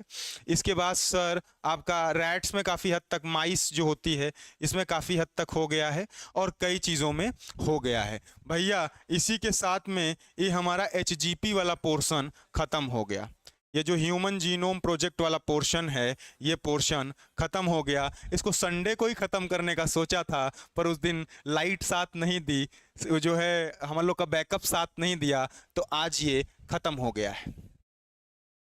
आज ये खत्म हो गया।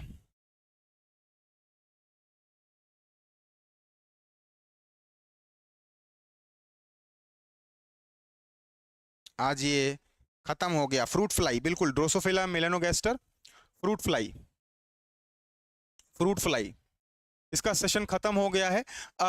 एक चीज है, मॉलिक्यूलर का यहाँ टीचर्स एकेडमी के तक यूट्यूब चैनल पर चलेगा। इसके बाद जो बायोटेक पढ़ाऊंगा मैं, बायोटेक्नोलॉजी शुरू करेंगे। इसके बाद कौन सा चैप्टर शुरू करेंगे? बायोटेक्नोलॉजी शुरू करेंगे। हमारा ही एक चैनल है, एकेडमी का ही एक चैनल है, CUET एकेडमी। CUET एकेडमी का एक चैनल है, इस चैनल को आप सब्सक्राइब कर लीजिएगा। टीचर्स एकेडमी का जब चैनल खोलेंगे तो उस पर होम होता है, शॉर्ट्स होते हैं, वीडियोस होते हैं, लाइव होता है, प्लेलिस्ट होती है, कम्युनिटी होती है, ऐसे करके दिखते हैं आपको।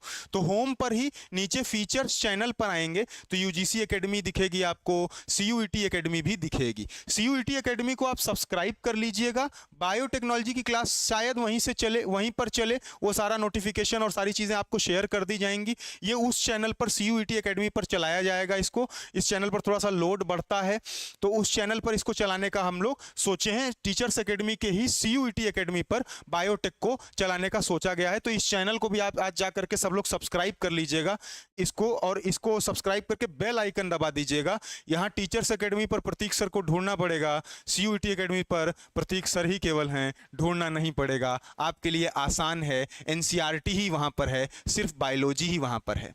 ठीक बात है, ठीक बात है, ठीक बात है।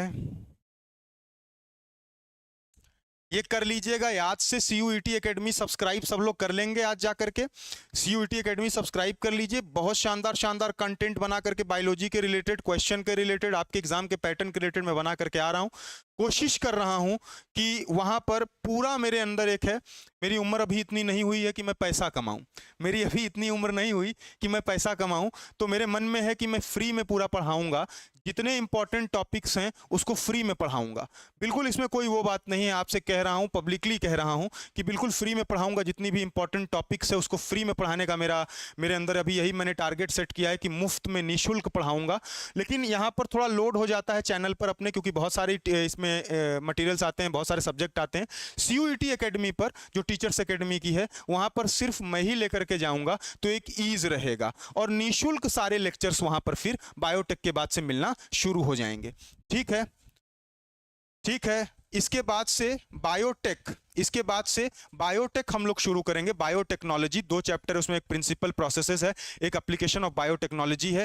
पूरा जितने भी इंपॉर्टेंट टॉपिक NCERT के हैं मैं फ्री में पढ़ाऊंगा। अगर आप साथ देंगे, आप पढ़ेंगे तब, अगर आप पढ़ेंगे, आप साथ देंगे मेरा।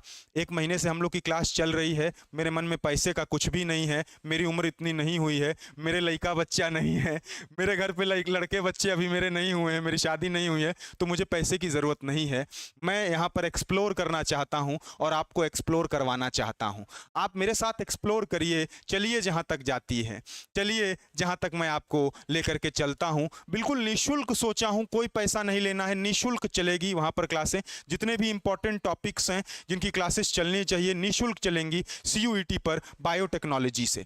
ठीक है, आप लोग का साथ रहेगा तो मैं निःशुल्क पढ़ाऊंगा। लड़का बच्चा हमारे नहीं है, हमारा खर्चा नहीं है।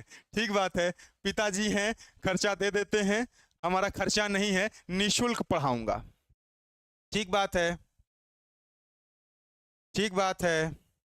तो आप लोग अगर साथ देंगे, उस चैनल पर भी आइए, चैनल को सब्सक्राइब करिए और बेल आइकन नोटिफिकेशन जरूर ऑन कर दीजिए। बायोटेक्नोलॉजी के बाद से इसको वहीं पर चलाया जाएगा। ठीक है, बहुत आसान रहेगा, बहुत आसान रहेगा। सब कुछ ऐसे ही चलेगी, जो कहानी यहाँ चलती है वही वहाँ भी चलेगी, लेकिन वहाँ पर आपको ज़्यादा खोजना नहीं पड़ेगा। आइए NCERT पढ़िए और जाइए।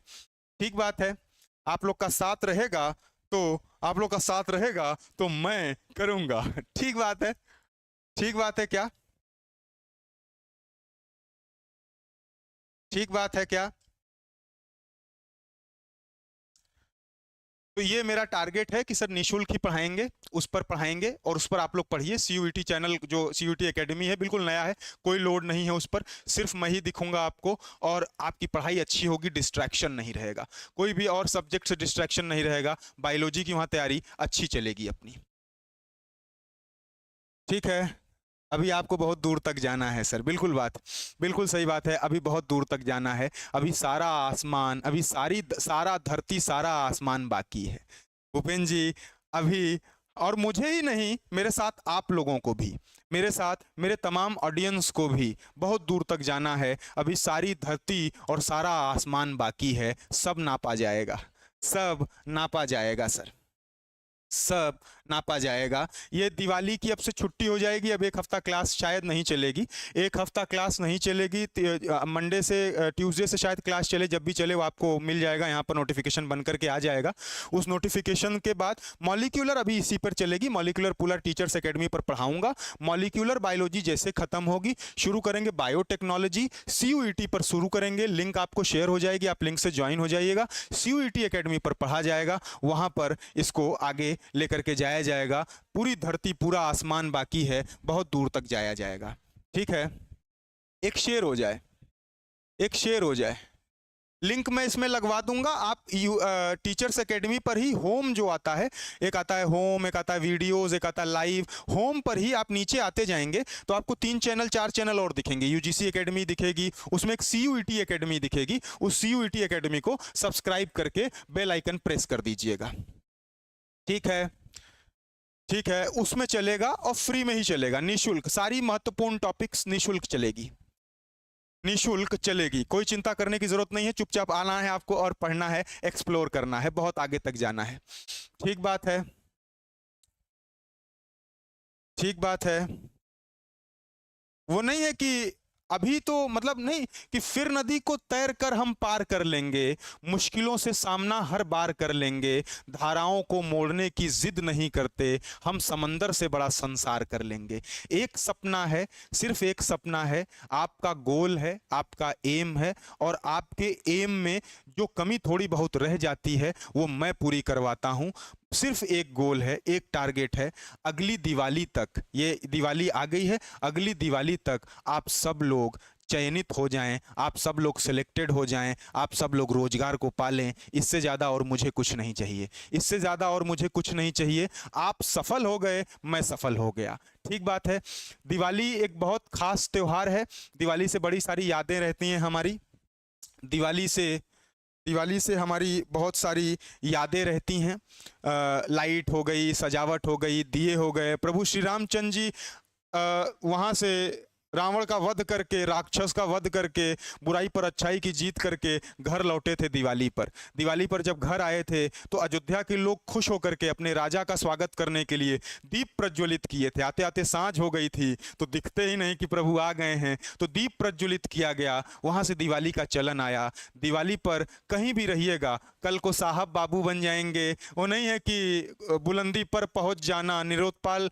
मृणाल जी की एक कविता है कि बुलंदी पर पहुंच जाना, साहब बाबू बन जाना, पर कोई यार मिल जाए तो लिपट के रोना ना छूटे, चाहे जन्नत भी मिल जाए।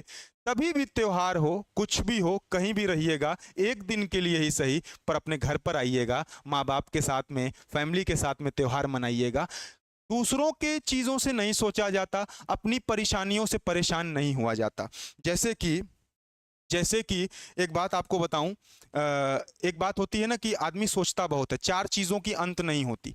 4 कौन कौन से चीज़ें इसकी अंत नहीं? पहली क्यूरियोसिटी यानी जिज्ञासा, जिज्ञासा का कोई अंत नहीं है, जहां तक लेकर के जिज्ञासा जाना है जाइए। दूसरा चीज़ तनाव, तनाव का कोई अंत नहीं है, जहां तक लेकर के जाना है जाइए। तीसरी चीज़ है सर प्रेम, प्रेम का कोई अंत नहीं है, प्रेम को जहां तक लेकर के जाना है लेकर के जाइए। व्याकुलता एक है, व्याकुलता की कोई सीमा नहीं होती, व्याकुलता की कोई अंत नहीं होती। आप जितना व्याकुल होते जाएंगे उतना व्याकुल आपको करता जाएगा। तो ये 4 चीज़ों की, जिज्ञासा की, व्याकुलता की, प्रेम की और प्रेम के साथ तनाव की, इसकी सीमा नहीं होती। ये हमारे ऊपर है, ये हमारे ऊपर है कि सर हम कैसे जीत करके आगे बढ़ते चले जाएं, सीखते हुए चले जाएं, जाएं। तनाव आज है कल भी रहेगा, तनाव नहीं जिसकी उसकी ज़िंदगी ही क्या है। कल को नौकरी पा जाएंगे तो क्या तनाव नहीं रहेगा, और तनाव रहेगा। लेकिन तनाव से हमें मतलब नहीं, हमें त्यौहार से मतलब है, हमें खुशियों से मतलब है, हमें अपनों से मतलब है। तो कहीं भी रहिएगा अपने घर पर जरूर आइएगा। दिवाली में कम से कम एक त्यौहार बहुत खास होता है। प्रभु भी अपने घर आए थे, प्रभु श्री राम भी अपने घर आए थे। आप लोग भी घर पर रहा करिए, घर के साथ त्यौहार मनाया करिए। मेरे तरफ से, इंस्टीट्यूट की तरफ से आप सभी को दिवाली की ढेर सारी शुभकामनाएं। आप सब मुझसे इतना प्रेम करते हैं, आपका इतना प्रेम से मैं आह्लादित रहता हूं, बहुत प्रसन्न रहता हूं। और उस प्रसन्नता का ही कारण है कि दिन पर दिन इम्प्रूवमेंट आपको यहाँ पर दिख रही है। ठीक है, यहाँ पर दिन पर दिन ये इम्प्रूवमेंट आपको दिख रही है। बिल्कुल, ये यहाँ देखिए, क्षमा जी कह रहे हैं, इलाहाबाद के लड़कों तुमसे ये मौका ना छूटे। तो उसका 2 लाइन मैं आपको सुनाता हूँ। निरोधपाल जी की ये कविता है कि वो, इसका कविता कैसे था, शुरू होती थी कि कोई कोई बलियां देवरिया से, आजमगढ़ से आया है, हजारों ख्वाब का लश्कर पटरियां चढ़कर आया है, कई गांव का गुलमोहर शाख से झड़कर आया है। समझ रहे हैं? तो इलाहाबाद के लड़कों तुमसे ये मौका ना छूटे, इलाहाबाद के लड़कियों तुमसे ये मौका ना छूटे। ये पूरी कविता है, बड़ी मोटिवेटिंग है, निरोधपाल जी की, बड़ा आनंदित करती, बड़ा मजा आता है। तो इस कविता को भी सुनिएगा। मुझे तो थोड़ी थोड़ी याद है, मैं आपको सुना रहा हूँ, वो मैं आपको सुना रहा हूं। बाकी सभी को दिवाली की ढेर सारी शुभकामनाएं। ये त्यौहार आपके जीवन में खुशियां लाए, इस त्यौहार से आप सीखें, आप आगे बढ़ें। और ऐसे तमाम त्यौहार, मुझे वादा करिए आज कि आप त्यौहार के ही दिन कम से कम एक दिन अपने घर वालों के साथ में जरूर होंगे। ठीक बात है, हंसते रहिए, मुस्कुराते रहिए। इंस्टीट्यूट की तरफ से, मेरे तरफ से एक बार फिर से, पूरी बायोलॉजी की टीम की तरफ से, बायोलॉजी की पूरी टीम की तरफ से आपको दिवाली की ढेर सारी शुभकामनाएं। ये दिवाली खुशियां लाए और आगे भी खुशियां आए। और इसके साथ में ही आज का सेशन, इसके साथ में ही सर, इसके साथ में आज का सेशन शुरू किया जाए।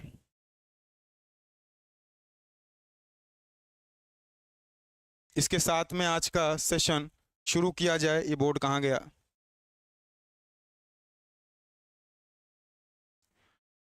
ठीक है, तो ये बंद हो गया है। ठीक है, तो आज का सेशन यहीं तक का है, आज की कहानी यहीं तक की है। अपना ध्यान रखिए, खुश रहिए, मस्त रहिए, मुस्कुराते रहा करिए। कभी भी किसी भी परिस्थिति से आपके चेहरे की मुस्कुराहट कम नहीं होनी चाहिए। परिस्थिति नहीं डिसाइड करेगी कि हमारे चेहरे पर रौनक कैसी रहेगी। तो हमेशा प्रसन्न रहिए, अपने आप में प्रसन्न रहिए, खुश रहिए, मौज काटिए और एकदम मगन होकर के पढ़ाई करिए। आप सभी को ढेर सारी शुभकामनाएं। मिलेंगे फिर से अगले लेक्चर के साथ में, तब तक के लिए ऑल द बेस्ट।